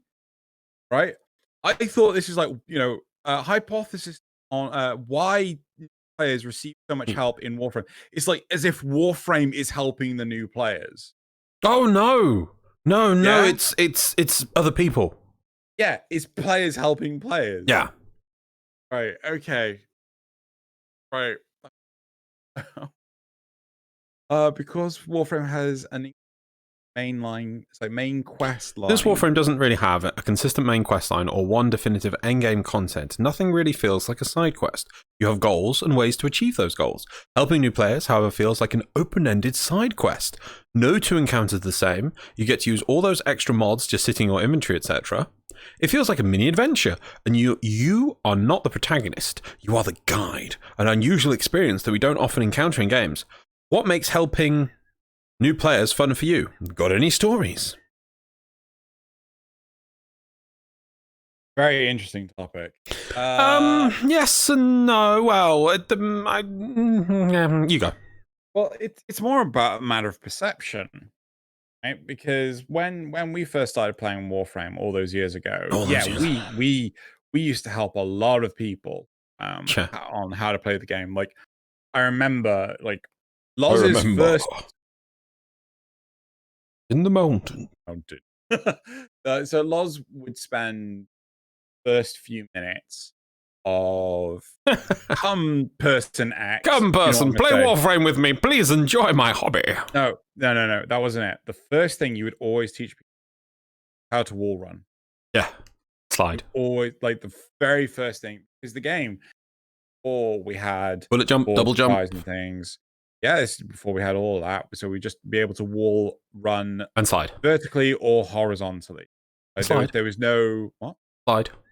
Well, yeah, there was a slide, but no, I'm talking like the wall run was the one that you really focused on. I remember teaching people how to do bullet jumping and things like that much later on. But still, the whole point of helping people, like I used to do that hell of a lot, but right now I don't think that there is nearly as much of an influx to new players hitting Warframe as there used to be. And I suppose a lot of my time is spent in the higher level content. So I don't see new players nearly as much. I get that it's important for players to help players, but I don't think this is by design. No, I agree with you. I don't think it's by design at all. If you think of all the iterations Warframe has gone through in the way the star chart works, which was originally what? I remember you hated this so much. The random mission cards. Yep, that then moved into the star chart node-based system, which we kind of worked on through today, but even so, they've had many iterations of it. Do you remember the spinny planets with the sort of pie flat thing with things? And now we've got the planet system node we've got now, which is kind of very like the old original. Yeah. And as I say, an open-ended side quest, no currency the same. Now, and you get to use all those extra mods just sitting in inventory. I don't get that at all. At all. I don't understand that one at all. I don't go, great, I'm playing with a new player. Better explain how warm coat works. I think more than anything, this is you using like, oh, I've got a variation of Serration that is just 1 star. I've got a 2-star, a 3-star, so on and so forth, so that you aren't necessarily utterly destroying everything. I'd rather just unequip all the mods. Yeah. That's what I do, because I have the experience, which makes up for the mods, compared to the person who's going to maybe using their foot mods for their first time, and that way I can at least bring myself down to their level a bit. Even then, it's still not going to be the same. I also feel that there's a lot of importance when it comes to Warframe. You talk to the right? Yes. I don't think you can do this without voice. Not readily, at least. Doing it via text chat is more painful than I'd like to say. I don't get about this whole quest thing through chat, because you're saying this through chat's bad. I think one person The one thing I sometimes do is I play a low-level thing, a mission or whatever, just for leveling a weapon or to do it for Nightwave. And then if there is somebody in the group who is like Master Rank 2 or 3, and they're literally just using a starting vault with starting gear, I might send them like a color picker and an armor set. And then sometimes they'll say, "Oh, thank you," and then I get talking to them if they bother. Yeah, and there was one person who I gave. I've got print screens of it to save it, but I gave 2 years ago. I think I gave them stuff, and then at Christmas, just gone, I was doing trades for the Necromech mods, and then they randomly were like, "I know you. You gave me stuff 2 years ago." I'm like, and they were. I think it was a Hildren bundle. Yeah, I gave them a Hildren bundle because I was talking to them. They said, "Oh, I really like the look of Hildren." And I'm like, "Have Hildren?" They're like, "Whoa, that's amazing! Thank you so much." And they said that they probably would have given up on the game if I just didn't, give them Hildren, because they still keep playing Hildren and they love Hildren so much. Because and I gave them the cosmetic armor set with the backpack because that's important. And I was like, I'm sorry, I completely forgot. But they're like, "Yeah, but you meant so much to me that you gave me all this stuff and you helped me." I did give them some advice as well and things. And because I did that they were still playing the game like 2 years later. And I do take that, but it wasn't like, as this person saying. I mean, don't trust me. I'm going to remember that now forever. That person. I think I've got their name saved with pictures. I've saved their pictures. Like I'm gonna have to remember their name. But it didn't feel like a side quest or I just felt like I'm gonna help that person. That person was like, "Oh, thank you for the help," and I was like, "Oh, do you want me to help you some more?" Like, yeah. It was like, yeah, it was coming together and community help. It wasn't a open-ended side quest where I was not the protagonist but merely a guide. Like, no, I just helped the person. The person enjoyed it, and we both grew for love of the game for it. That was it. Yeah. I will also say, like, to me, that it feels weird saying that you're not the protagonist because you're always going to be the protagonist of the story. Yeah. You can't experience what other people are experiencing because you're not there to experience it. Can I point out, Xeno says that, and this is from me and Xeno, and both me and Xeno want to play games where we are soldier third from the left wearing brown boots. We want not to be the protagonist, but enjoy our own. No. But that's the thing, right? No matter what experience you're having, you are the protagonist of your story. Right? Yes, yeah. Yeah. So, like, when I'm playing, oh god, what's the name? Star Wars: The Old Republic. The Old Republic, right? Yes, I was some random no-name third soldier from the left, right? I was still the protagonist of my story. Of your story, right? But yeah, no, sorry, but that you're the protagonist of your story, but they could make it that you're not the protagonist of the game story, but you're the player in it. Yes. But like all the cutscenes never have you, or nobody even refers to you. You're just there in the same battle as the hero, and you just you're just aiding the hero a bit. Thus, you're not the protagonist of the story, but you're a player. You're the protagonist of your story in that hero's universe and things, but you're not. An excellent comparison to this is actually Diablo 2. I don't know if you remember the story of Diablo 2 at all. Yes, I see what you mean. Tyrael's mainly the protagonist, isn't he? Tyrael, Bale, and not the Wanderer. The Wanderer. I can't remember who it was that was the one that Bale was talking. Like, Bale was pretending to be Tyrael, right? And he was trying to find out where the Wanderer had gone. And so he was interrogating this guy that was in a prison cell. Do you remember? Oh, I can't remember that. Oh, no, cutscene. Yes. Lots of cutscene. They were all like the protagonists and antagonists. You were the guy that was just going through the experience, trying to find the path the Wanderer had taken. Yeah. Right? But you are the protagonist of your story. You are not the protagonist of the story. Yeah, that's that. Like, I feel an excellent example of definitely. But I do find that there's a lot of value in showing people, hey, come check out Warframe and things like this. But I haven't done it for years. I haven't. That's why I kind of just donate random things to people to at least feel like I'm pitching it. Yeah, it's super difficult because when you've been doing it for so long, you've gotten to know so many people. I love just watching you try to get this one mining node. It's on the one in the air. Yeah, I give up in the end. I'm sorry, I fail because I tried everywhere you could stand to hit it with the I had to jump next to it to make the blips appear, but then I had like a few seconds to which to. Oh, I just give up. It just. Oh, where's the footage? It's like I just can't get. Oh, and if anyone's watching this footage and it's like, oh, you need to stand like to the left of that under that bit there, and then jump and do it as you. Yeah, someone tell me. But I can't. Look, it just won't reach. Look at it. It's probably one of the dumb ones. It won't work.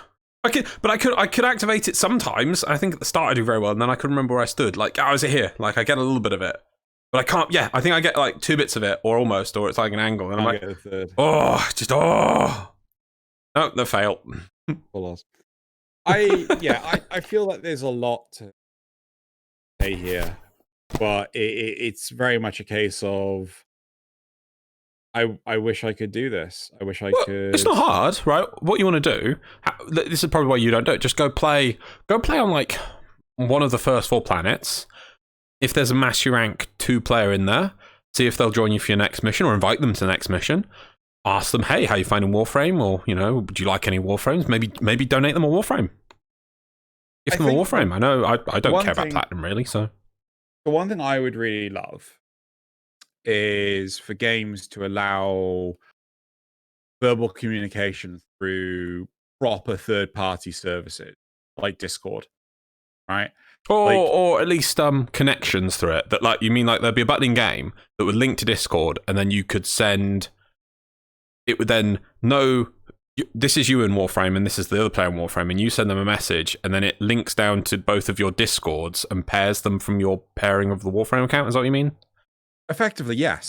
Yeah. So, basically, rather than you going, my Discord account is hash blah blah blah number 7 blah blah. Yeah, exactly. Right. I would just, even if it's a temporary thing, so that the data is obscured, so just to be able to talk to people and say hey, do you want help going through Warframe and stuff? But I don't know. I struggle with chat a lot. I mean, you struggle reading with half of this. And a lot of it comes down to my dyslexia. This is a white writing on a black background. That's easy for me to, when it's this is a light blue on a translucent background. I'm like, So right, I don't have a whole lot more to add to this. No, so have you not got any random stories about helping random people ever? Well, only people we personally know, and that's going back years. But this is surprising. That, so you never reach out to the rando. I never get randoms. Go play on Earth. What reason have I got to play on? A night wave that says go kill 100 enemies with a toxin weapon. What reason have I got to do a night wave? Points. What do points mean? Prizes. And what are prizes when I already have them all? You have every cosmetic helmet in arcane and normal form? I'm going to say yes. No, you don't. I genuinely don't know. Anyway. Saying that, you say that. That's where the new Harrow helmet's coming from. It's true. They didn't say it was coming to the market. They said it's coming to the Nightwave. Bet you're over there, aren't you? Let's go for replies. When I started in 2015, I received from someone the basic ability mods fully maxed coming from toxic and or competitive game communities. I found that welcome to the game something mind-blowing that is cool to be spread. There you go. Actually, I remember ages ago. I can't remember who it was. Again, it was a personal friend. Yeah. I would just you started playing Warframe? Here, have Serration. Yes. Because duration wasn't a guarantee, and no. So at the same time, I remember a friend she played it for the first time, and then as soon as you kill Vor, you get a stalker, and she got Serration straight from that. I'm like, bitch. Jeez. What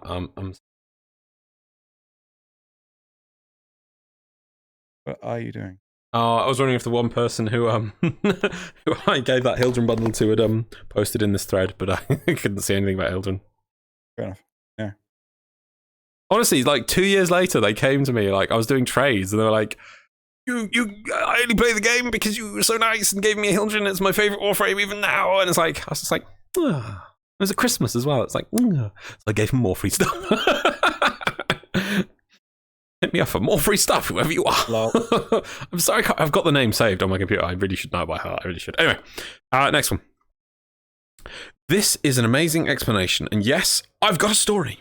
Even though I'm Master Rank 10, I sometimes help new folks because I feel that when I deal those one-hit delete attacks, it would motivate them to stick around longer and even surpass my understanding of the game. Careful with those, because it's like, I remember, actually I do have some more story about it, but I remember when we did bring new people into the game, when you bring somebody in, especially back then, they see all these like cool boxes and they want to open up every box and loot everything. But by that point, we had mountains of everything. We're like, I'll just ignore that. You'll be fine. But they actually wanted to. When you first get into the game, you want to explore every nook and cranny, which is slow and time consuming. So if they just find that you've killed everything on the map and they're like, but I was just exploring this room cupboard. So I'd be careful on that one. Next. Yeah, it's also really difficult because I remember numerous stories where players would get the Boltor Prime being the best weapon in the game at that time. It was only MR2. Yeah. Then they would just destroy everyone. And they'd be like, right, what gun can I get that's better than this? It's like, none. That's it. Yeah. You always have to work lots of sense of progression rather than just giving them the top tier shit. I hate doing that. I hate using the progression like that. I've had loads of people say, "Oh, come with me. I'll get you to that." No, I don't want to. I want to do it my way. True. Next one. The thing that makes helping new players fun is that I get to see the person I'm helping go from starter to expert and see them starting to help others that need help. It always inspired me to help others because when I started, I was barely helped and mainly played solo or with my cousin. Or giving the newcomers help keeps them invested. Yeah. Part of me does worry that do you lean on it too much, the goodwill of the community, because people love the game and want other people to play the game, so they help. But it means they've never really cracked the new game experience, and I still haven't made myself sad by seeing what they've put in their latest offering, but I've not heard good things. I get where you're coming from. The new game experience is constantly changing. I mean, we've complained about the fact that people get shoved on Earth on Plains of Eidolon. It's just like, go do Plains of Eidolon. Like, what do I do? Go do Plains of Eidolon. I don't know what to do. Go do it. I can imagine a player would be like, right, I arrived in Cetus, this cool cutscene, right, this is where I must do things. They kind of like, oh cool, it's like a town, this feels so familiar, right, so there must be like quests and things for me to do here. And then they sort of go, and here's the actual area, right, here's like the open world area, wow, so here is where I must find my progression. Go do something. Oh, this is a dead-end trap. Oh. Yep. Oh, I'll go the other way then.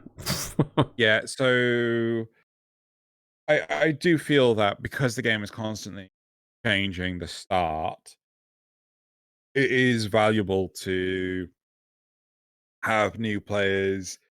There really should have been a beginner quest which took you to the plains. Got you your new first Warframe, your second Warframe. Not just that, but there should have been that quest should have pushed you away from the plains afterwards. Yes, it should have. Right? It should have sent you to the plains and then got you through. You got a Warframe, but then also led you, or even weapons, and then the illusion of parts of a Warframe that sent you in the direction of Venus. And then Venus would help you go to Mercury to finish it off, and then whatever Mercury thing leads you around to Mars. Yep. In fact, I was taught, I think in the comments, I'm probably going to mix it up. I can't remember if it was again. Now that they said I mixed it up, and I'm always mixing them up, and they're joking about being the same person. Now my brain is combining Droogle. And I'm sorry. One of them I was talking to this time, saying about when you should get your railjack, and they were saying that you should, if they're going to put. Oh, it was Nazeth, because he was saying about the thing about putting the nodes on the planets. Yes. That you should get your railjack from the start, and I think about Mars is when you should get it. So that's what it should be. You should start on Earth, and you should do a quest. that gives you some weapons when you go to the Plains of Eidolon, starts you getting a frame that you then finish when you go to Venus, and then something that leads you into Mercury to finish off that little storyline, and then that leads you on to getting to Railjack, and you have to go to Mars to build your Railjack. I know. That's what they should do. Really. I still think Mars. No, I don't. We are so foundation heavy at the moment. Like everything's at the beginning. Oh, what, you think it should be earlier? No, I think it should be later. Like, then what have we got later? You're giving them Arcwing and Railjack at the same time. Yep. Well, Arcwing is only going to be Railjack. It just will be Railjack. No, they need to keep the Arcwing. Nope, they're losing all the Arcwing nodes. The nodes, yes, but you have to keep 4 Arcwing because of Limbo and Jordis. Right, but when you say you're giving them Arcwing and Railjack, it's like Arcwing is going to just be what, Limbo and... No, but you have to build it. Get rid of that. One of the junctions. No, we need to get rid of that kind of stuff. We need to, that's the kind of, like I was saying about, going back and reducing the grind on these things. That's the kind of thing that needs to be squished down. Squished down. Get people... So when are you going to do the Limbo quest? Well, as soon as you get Railjack, Mars. So when you arrive on when you arrive on Mars, you're given both. No, you're not given. That's what your quest is. No. You are given the starting quest stuff, like, because you remember you had to buy it from the marketplace. You get the Limbo Theorem quest and Railjack quest as soon as you finished the. Oh, I think I'm not explaining this what I mean. Sorry, you'd get the quest to allude, hey, let's go build a Railjack at the start of Mars, but you might not finish it until 2 planets later. But in the quest, it's breadcrumbing you. Yeah, to give you that incentive. Right. Okay. Yeah. Instead of just being, instead of how it is, which does quests, which is just like, let's do a quest at this place, finish quest. Right, now back to the star chart to go to the next one. No, why doesn't the star chart become the quest along the star chart, you see? To give you the incentives. 100%. That's what I meant about, sorry, I thought I was alluding because that's what I meant of like, you go to the planes that you build some weapons on the planes, but then you start building a warframe there in a quest that then sends you onto Venus. You see how like it breadcrumbs you towards that, and then Venus would breadcrumbs you to finishing Mercury.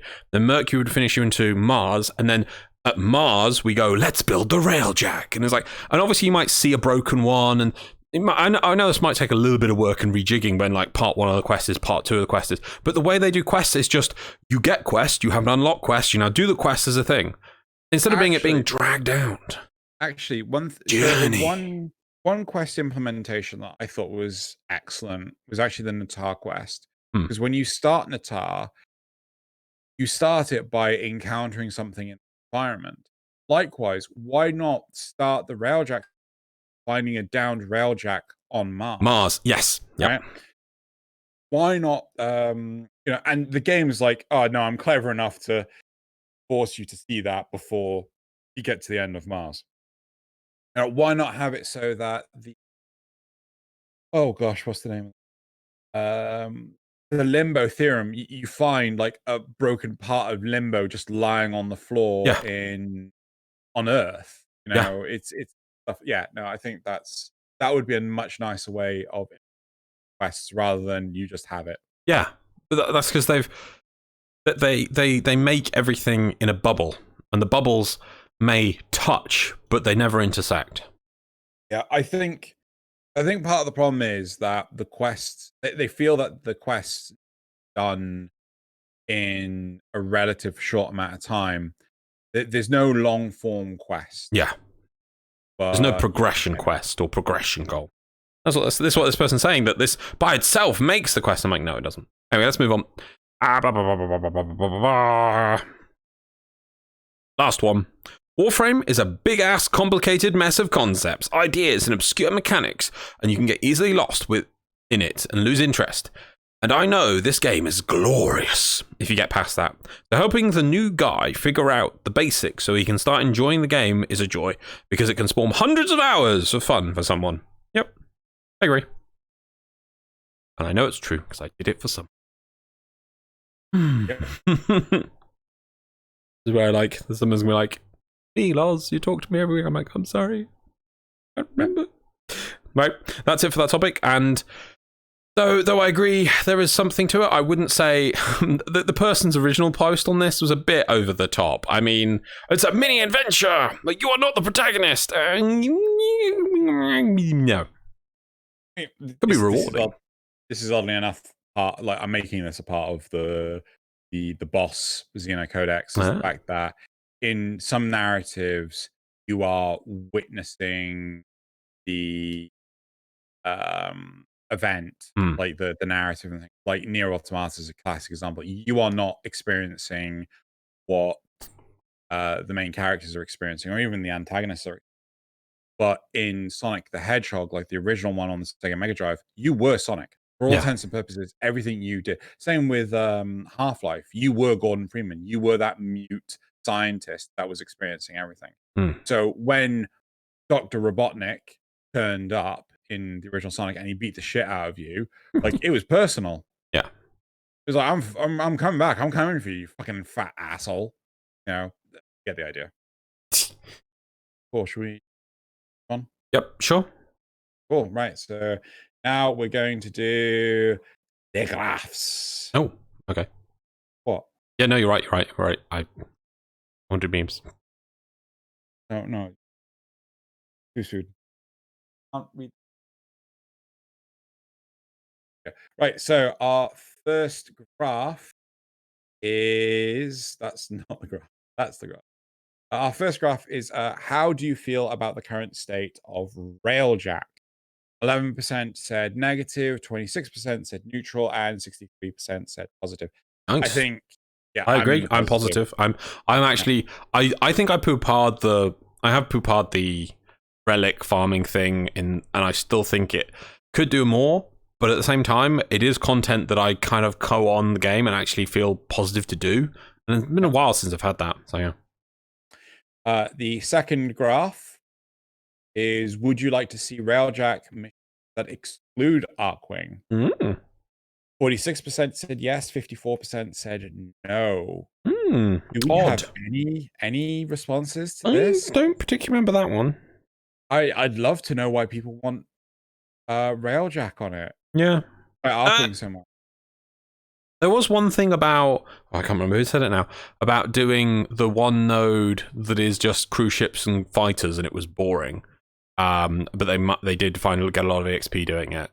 And there was some other people saying about that you can break the game by just using the NPCs because they're just so goddamn good, and just sit in the secondary powerful gun and just rack up EXP as they blow up ships and blow up people. But yeah, teething issues.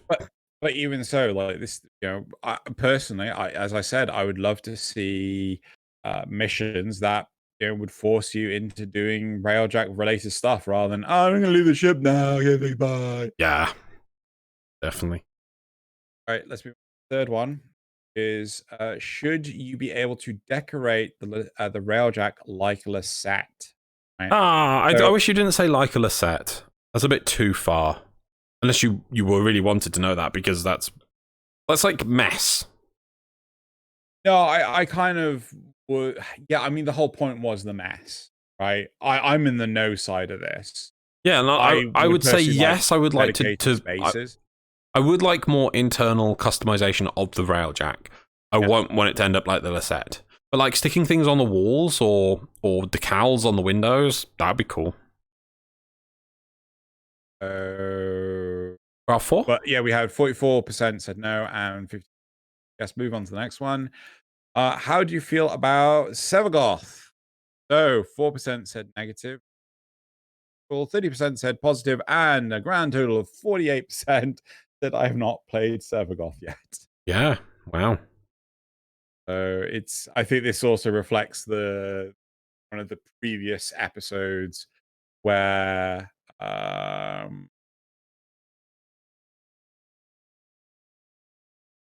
what? One of the previous episodes where sorry,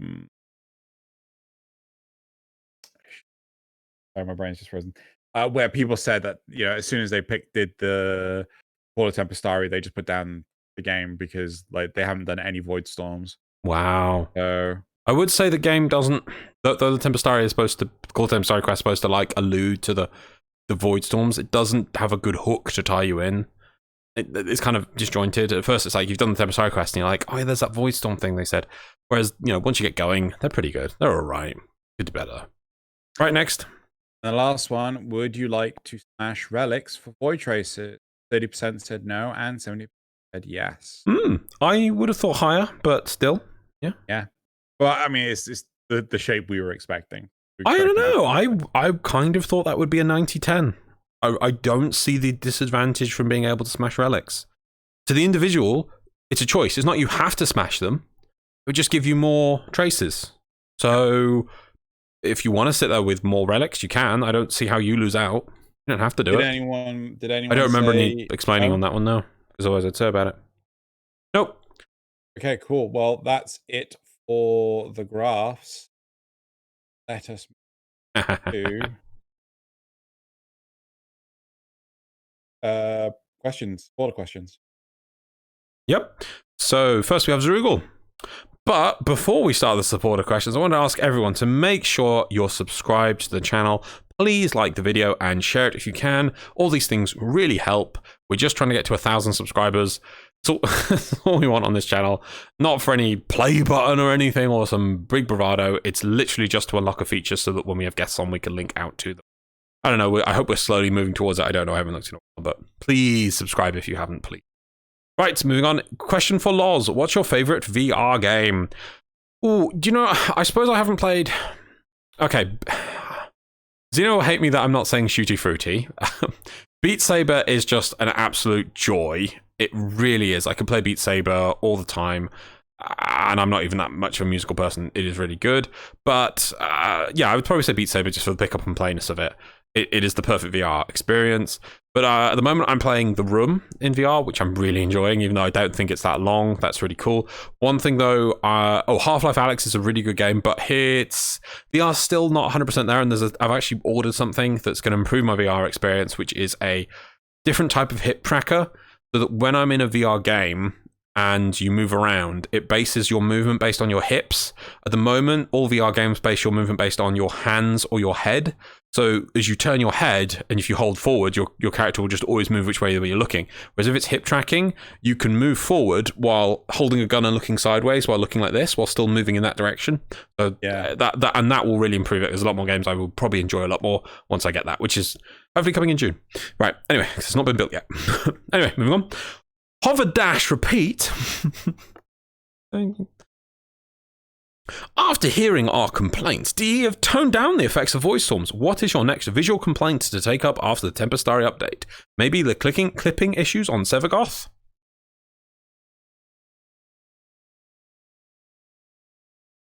Me, it's visual, the overload of visual stuff from bloody Eidolons. It's just too much for me. Loz's face. He deserves it back. Oh, my face back. The Awesome Todd.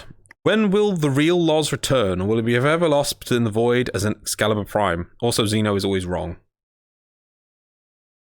So apparently Loz is never going to get his face back. No. This is my face. No.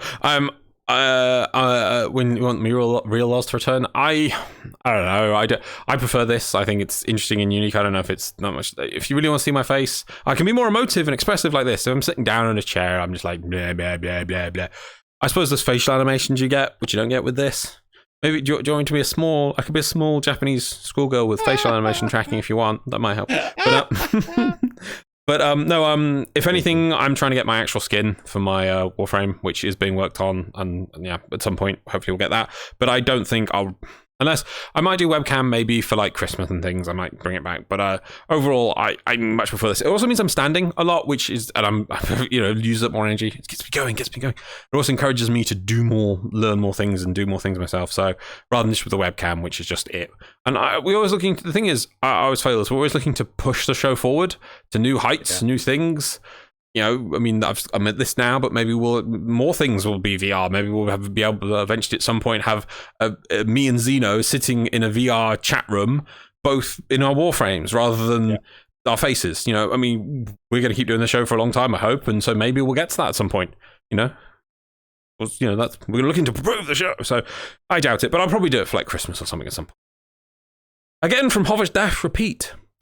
Warframe's tile sets have an interesting function where some of them appear to be open to space, like the Kuva Fortress or Lua, while others are actually exposed to space. Like the start and end tiles of infested derelict ships. If you spend too much time in unshielded tiles like the derelicts, you can die, but in shielded areas like Lua, you can stay under space for hours unharmed. Do you think DE will ever use this function to allow for some railjack missions to have grounded combat on the outside of ships, maybe on ones that are incredibly close to the sun?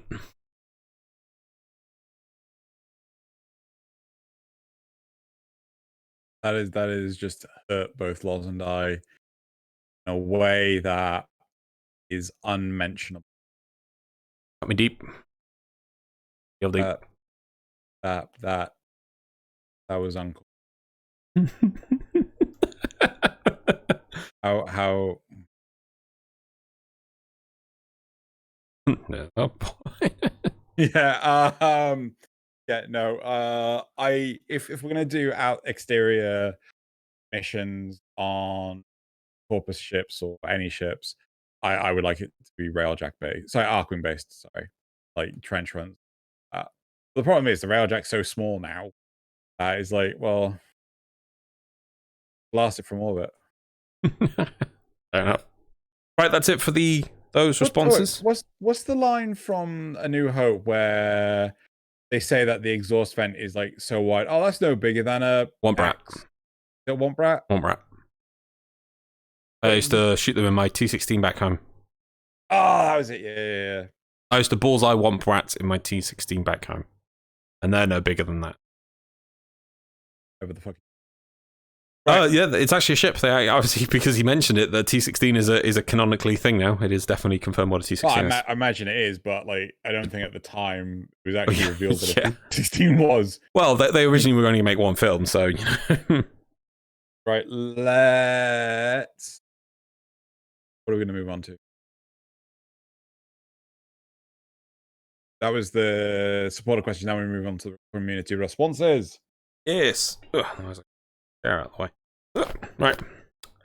Pablo's World, off topic, but on my mind is endless missions. The reason I hate when y'all bash endless missions is because I love them. I don't care about the rewards, and to be honest, rewards suck. Oh, I need to put a thing there, sorry. Let me just pop a thing. Sorry. The resolution on this thing, I try and fit it all. There we go. Okay. Yes. What I care about are the maps. Endless missions, the only time where I can play in a team. I feel like to feel like I'm not alone in the Tenno world and explore the beautiful map design. I hate regular missions because the culture of Warframe is to speed through them, through the map and kill and extract. I generally like to play missions where I wander around the map and look all the design that the art team put in. New corporate ship styles are my favorite. I love the new Void Tour missions for the reason it takes more time to do and I can enjoy the spectacle of railjack missions. To each his own, but I don't need maximum efficiency runs to clear them in 1 minute. I like to enjoy the ride. I don't remember when we said we hate endless missions. No, I do hate. No, I remember. Like, no, it's not endless missions. It's endurance runs. Oh, okay. Yeah, like because we wanted the challenge and the difficulty to appear earlier on, which is what the Steel Path is now. Yeah. Like we would have to be there for 40 minutes to an hour before we started seeing any challenge in survival or the full of a god defense. But then the difficulty would ramp up because it wasn't, I think, the S curve that it is now. It was just like a exponential, oh dear god, they're destroying us, we've managed to be here for one wave where it's actually difficult, instead of either outright easy or outright murder. I just want to say to Pablo World, like, each to their own. Like, completely respect you for. No, but we've come up with ideas for endless missions we'd like to see. For instance, like, we'd love to see some Arcwing and Railjack endless missions. We don't hate them. No. But again, it's not the endless mission side of it; it's the endurance runs. Yes, yeah, exactly. They're saying when you hate on endless missions, like, no, we don't hate on. Yeah. Yeah, I mean, yeah. To be fair, I don't mind a mission which takes an hour long. I hate a mission which has to play an hour and 20 to actually get to the bit which I wanted to play. Yeah, I think the missions that I hate the most are actually mobile defense missions. I don't like mobile defense missions at all because it's plug in thing, sit around and wait. It's actually the game mode which hasn't changed. Oh, actually, no, I will say interception missions because I don't like the fact that it divides up the team.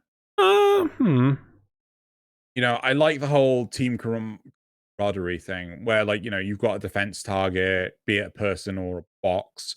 You know, I like being grouped together doing that. But when it's a case of everyone go your own way, like,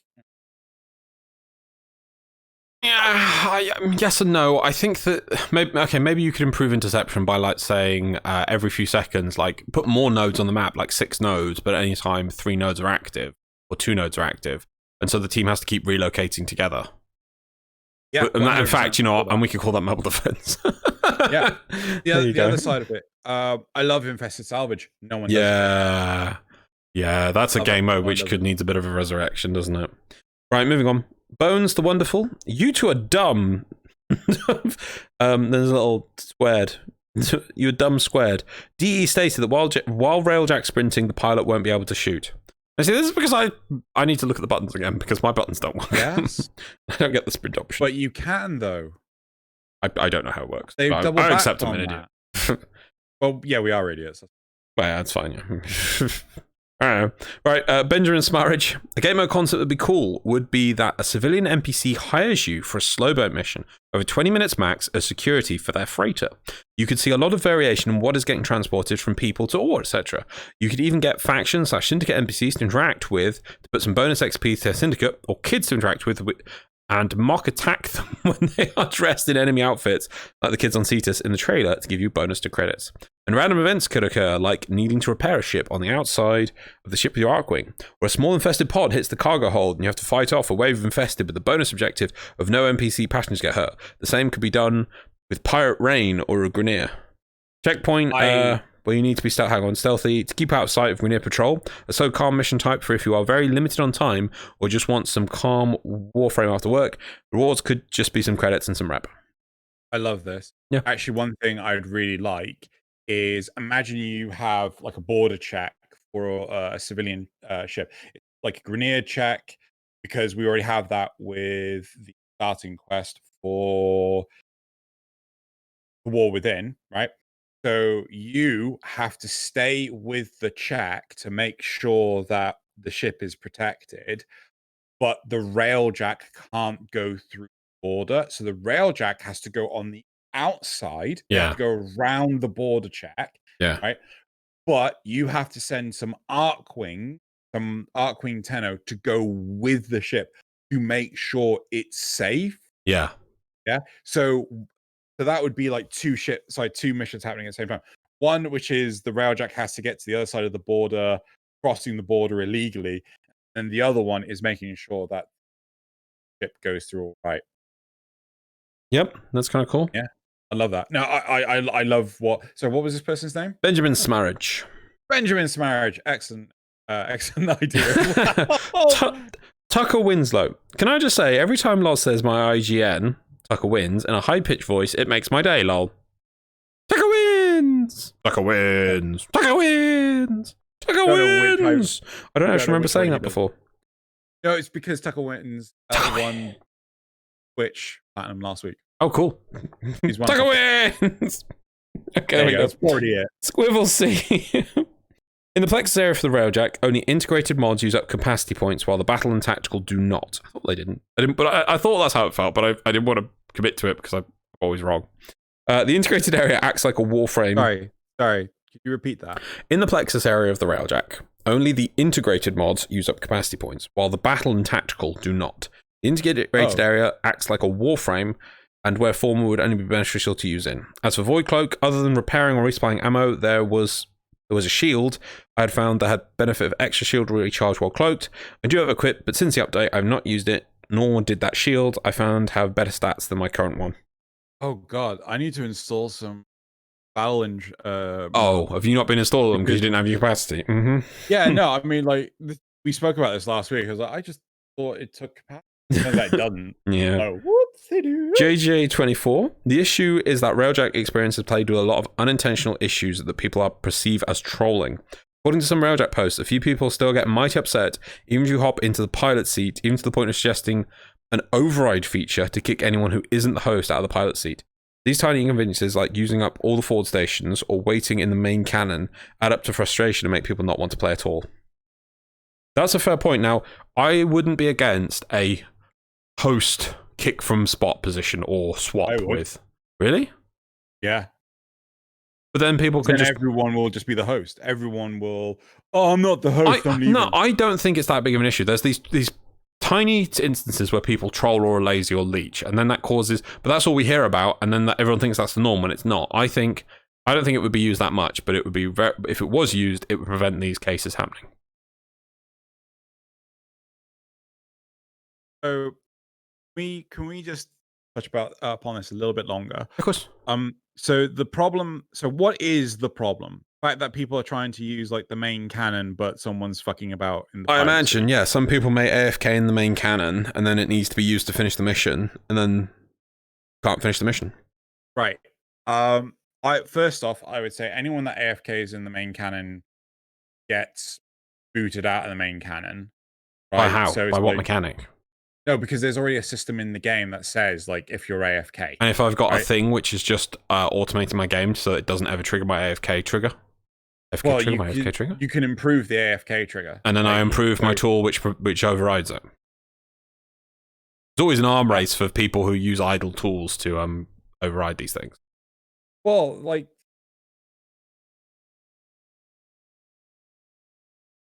I don't know, because... If you have, well, maybe it should be a button that anyone can just kick the person out of the main gun. I just don't think it should be just one person that can do it, though, because what if it's the pilot that's so the host that's actually doing it to troll people? Fair. You know, and you know, so kicking people out, I think, should be. Maybe that's the thing. Maybe a dialogue prompt should appear, like a very brief one that says, like, you know, someone's asking you to be ejected. You've got 5 seconds, right? And if you just respond to it, like, so you know, with I don't know. I think it should still kick you out after it, or maybe do it the World of Warcraft method where you can't use it at first. So if a mission is like under 10 minutes, you can't use the thing, and if you only get 1 use per mission. Well, maybe you can only use it when you're trying to destroy the. That then has to work out, but you also need it for blowing up cruise ships. You don't need it for blowing.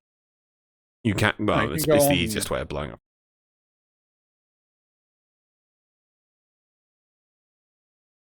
I don't know. I think there is something in it, but I do hope these are very far and few between. But anyway, let's move on.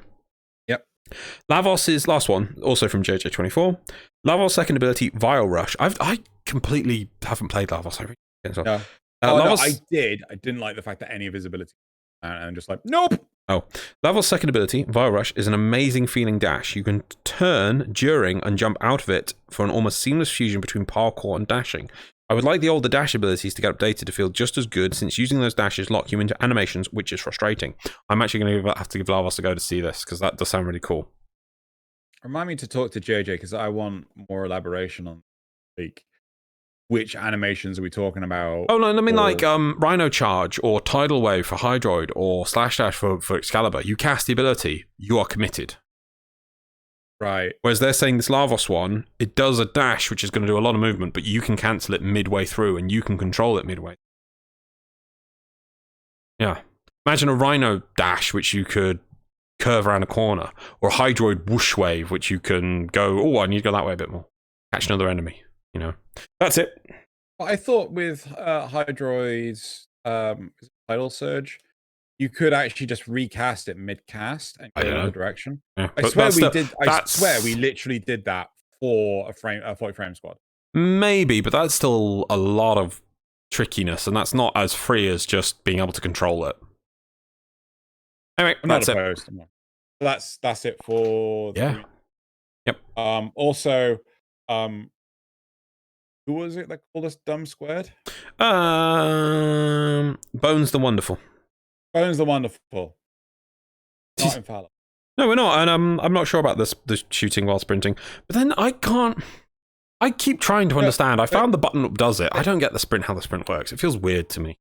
They announced that they were going to stop you from shooting while, and then they went back on it because too many people complained about it. Okay. Anyway, let's move on. Also announced. Let us move on to 37.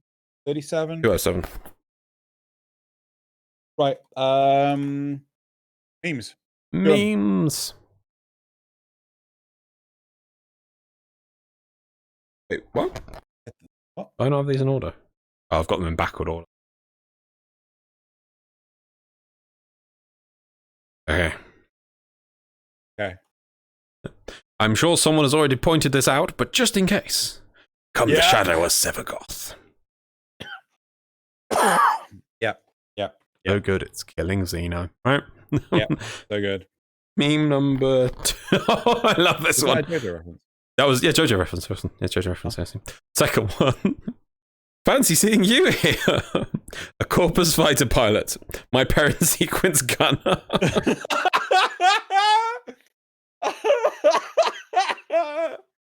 Oh, you know what that's from? Yeah. No. Oh, that's Umbrella Academy, second season. Oh, I've not seen Umbrella Academy. Yeah, like Umbrella Academy is really. Okay. Okay, meme number 3, which is just titled Dot. Max build Hildren. Nightmare mode, no shields.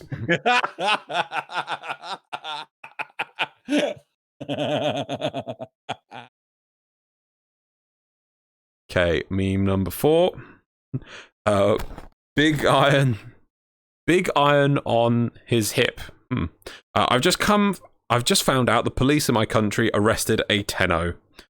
So you can see all the things they pulled out, which I swear that's a bleach sword, but they've got yeah, that is the bleach sword. What looks like a heck. Just other weapons. Massive upvotes on this one, like fair enough. And meme number 5. Yep. What's your least favorite weapon? Me. All the weapons I never use but have to scroll past. Yep. At least I rang them up, but you know what that's from? That's Jessica Jones, season 1. Okay, and lastly, meme number 6. Truly the superior weapon. Average meta melee fan. Yep. Average stug enjoyer. Yep. What's wrong with the stug, everyone? Stug's got a stug. Stug's gonna stug. Stug's gonna stug. Stug no Jitsu. Well, they removed Stug and Jitsu from the game because it was so overpowered, right? Just want to point that out there. But Stug's gonna Stug. Because Stug. Yeah, I've heard that people want to coup for Stug. Let's go. some people get very worked up when you gift them a Stug. But it's awesome. It's a good gun. To the point of I think they stopped playing. They've just turned off gifts. But anyway, right. Brilliant, absolutely brilliant.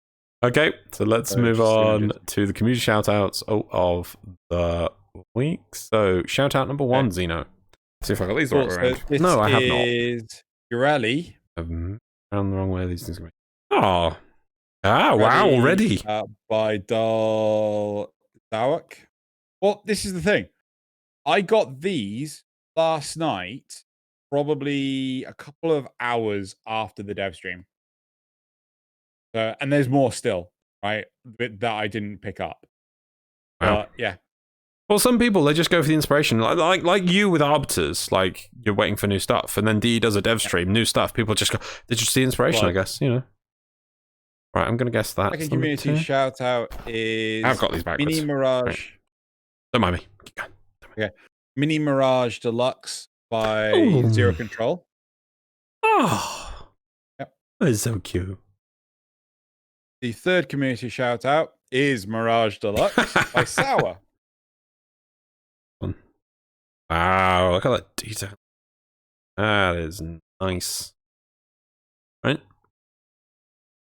fourth community shout out is Sarum Prime by Tofu Box. Here's one for all the Warframe gamers. Drew Sarum Prime for my sister's B-Day since she plays Warframe. Wow. Ooh. Gives me, oh god, I never remember the name of that song, but you know the one with the cowboy that goes, ah! You know, just like in the sky. Yeah, composited on the sky. Yeah, like, it gives me those vibes, but like, you know, it does make me feel like this is what annoys me about DMOS is that I much would have preferred a massive open world desert with procedurally generated caves. Would have been a much better thing for like Mars or Phobos. Yeah, the third open world. Yes. Yeah, no, I would really like that for really. Now we have really Dimitrescu. You have a cavat named Ethan. Yeah. So something. Because that like Resident Evil 8's coming really soon. Fair enough. But yeah. And this one. And then Warframe EVs by right? I love this. I thought there's 3 of them. Yeah, so there's only one on the stream. Which is the Excalibur one. But I thought these were really, really cool. Those are awesome. Yeah. So I think it's Mag. Yeah, and Volt. Oh, those are all just awesome. Yep. So go in the description below to see all 3. I got the Volt, and yeah, the helmets are just amazing. Yeah. That is so good. So just I kind of wish they were like. I see Megan. What is this? But... I've never seen anything more perfect. Was Megan's reply. Yep. Those are so cool. Right. Cool. Right. So that's it for the community. Oh, sorry. Yeah. So let's point out. Sorry, that was the 6th shout out. There was. So do go in the description of this video. You'll find links to all the memes and all the community shout outs. For instance, you want to check out Eva one so you can see the other 2 pictures. Owen showed the Excalibur. There is a mag and a Volt, which are amazing. There's also all the memes, which are from the r/memeframe subreddit, and also. Go in the description and you'll find one more meme, which I find each week, which I find the secret meme of the week. It's down there if you want to go find it in the description. The last 2 ones have been videos. Are they always videos? They're not always going to be videos. I was going to do a video this week, but then I found another one, which is a cartoon thing. So there's 3. It's on Reddit, but you have to kind of click right to go through the pictures. It's like a mini comic about a Nyros and a Grendel being hungry, and it is good. It's done in Blender. Makes me want to do some Blender stuff. It's really good. Go check that out. So go find all the links in the description. Go check out these artists. Go to the subreddit and do give some support to all these people making these amazing pieces of Warframe community stuff. Yes, please do. Right. So... That's it though for this week. So we're going to round off with Xeno's quote. Yep, we are. So. Yep. Right. Final report. Corpus Platform Lucretia, 3rd officer. The other members of the crew are dead. Research and platform I should reach Pluto in about 6 weeks. With a little luck, the conglomerate will pick me up. Bala, last survivor of Lucretia, signing off. Is it Alien or Alien? Alien. Alien. Oh, it is Alien. Okay, I knew it was either that or something else, and I was like, if it's not Alien, I'm gonna struggle. And I think it was Alien. Okay, because I have seen Alien, I still haven't seen Aliens, which is apparently the most amazing thing under the sun, and so historically significant. But I will always find it impressive that Rebecca just got that quote from episode 100, like in like. And, was it Aliens? It was Aliens, yeah. All right. Yeah. I've never seen Aliens. Never seen Aliens. Still, many years later. Aliens. That's what we should see. Cool. Yep, well, that's it for this week. But by popular demand, service unavailable has been stripped from the Patreon supporters because it turned out that they had an illegitimate account. In fact, they were trying to siphon off the funds from the Patreon, which all the good money goes to the creation of the video content that appears on the main channel. And now we're back to the amazing people that actually do support. Very much everyone for listening, and that's it for this episode of Tenno. And if you would like to support Xeno and all the stuff he's doing, there'll be a link to his Patreon below. Every little helps if you're able to provide. That's what he doesn't like saying, but is needed to be said. Apart from that, please like and subscribe, and let us know. Seriously, I read every single comment that is put on every episode of 10 o'clock, and we do not start recording until I have done this. So you're not screaming into... I do feel like some YouTube videos, like I really want to reply to them, but I just know they'll never read them. Yeah, no, I Yeah, whereas everything will be replied. I don't always reply to it or put it into the next episode thing, but I promise you, it will go through my brain. Very least. Guaranteed that. That's it. Say goodbye. Goodbye, everyone. See you next week. What's next week? 390. Yeah. Wow, 390. Wow. Bye, everyone.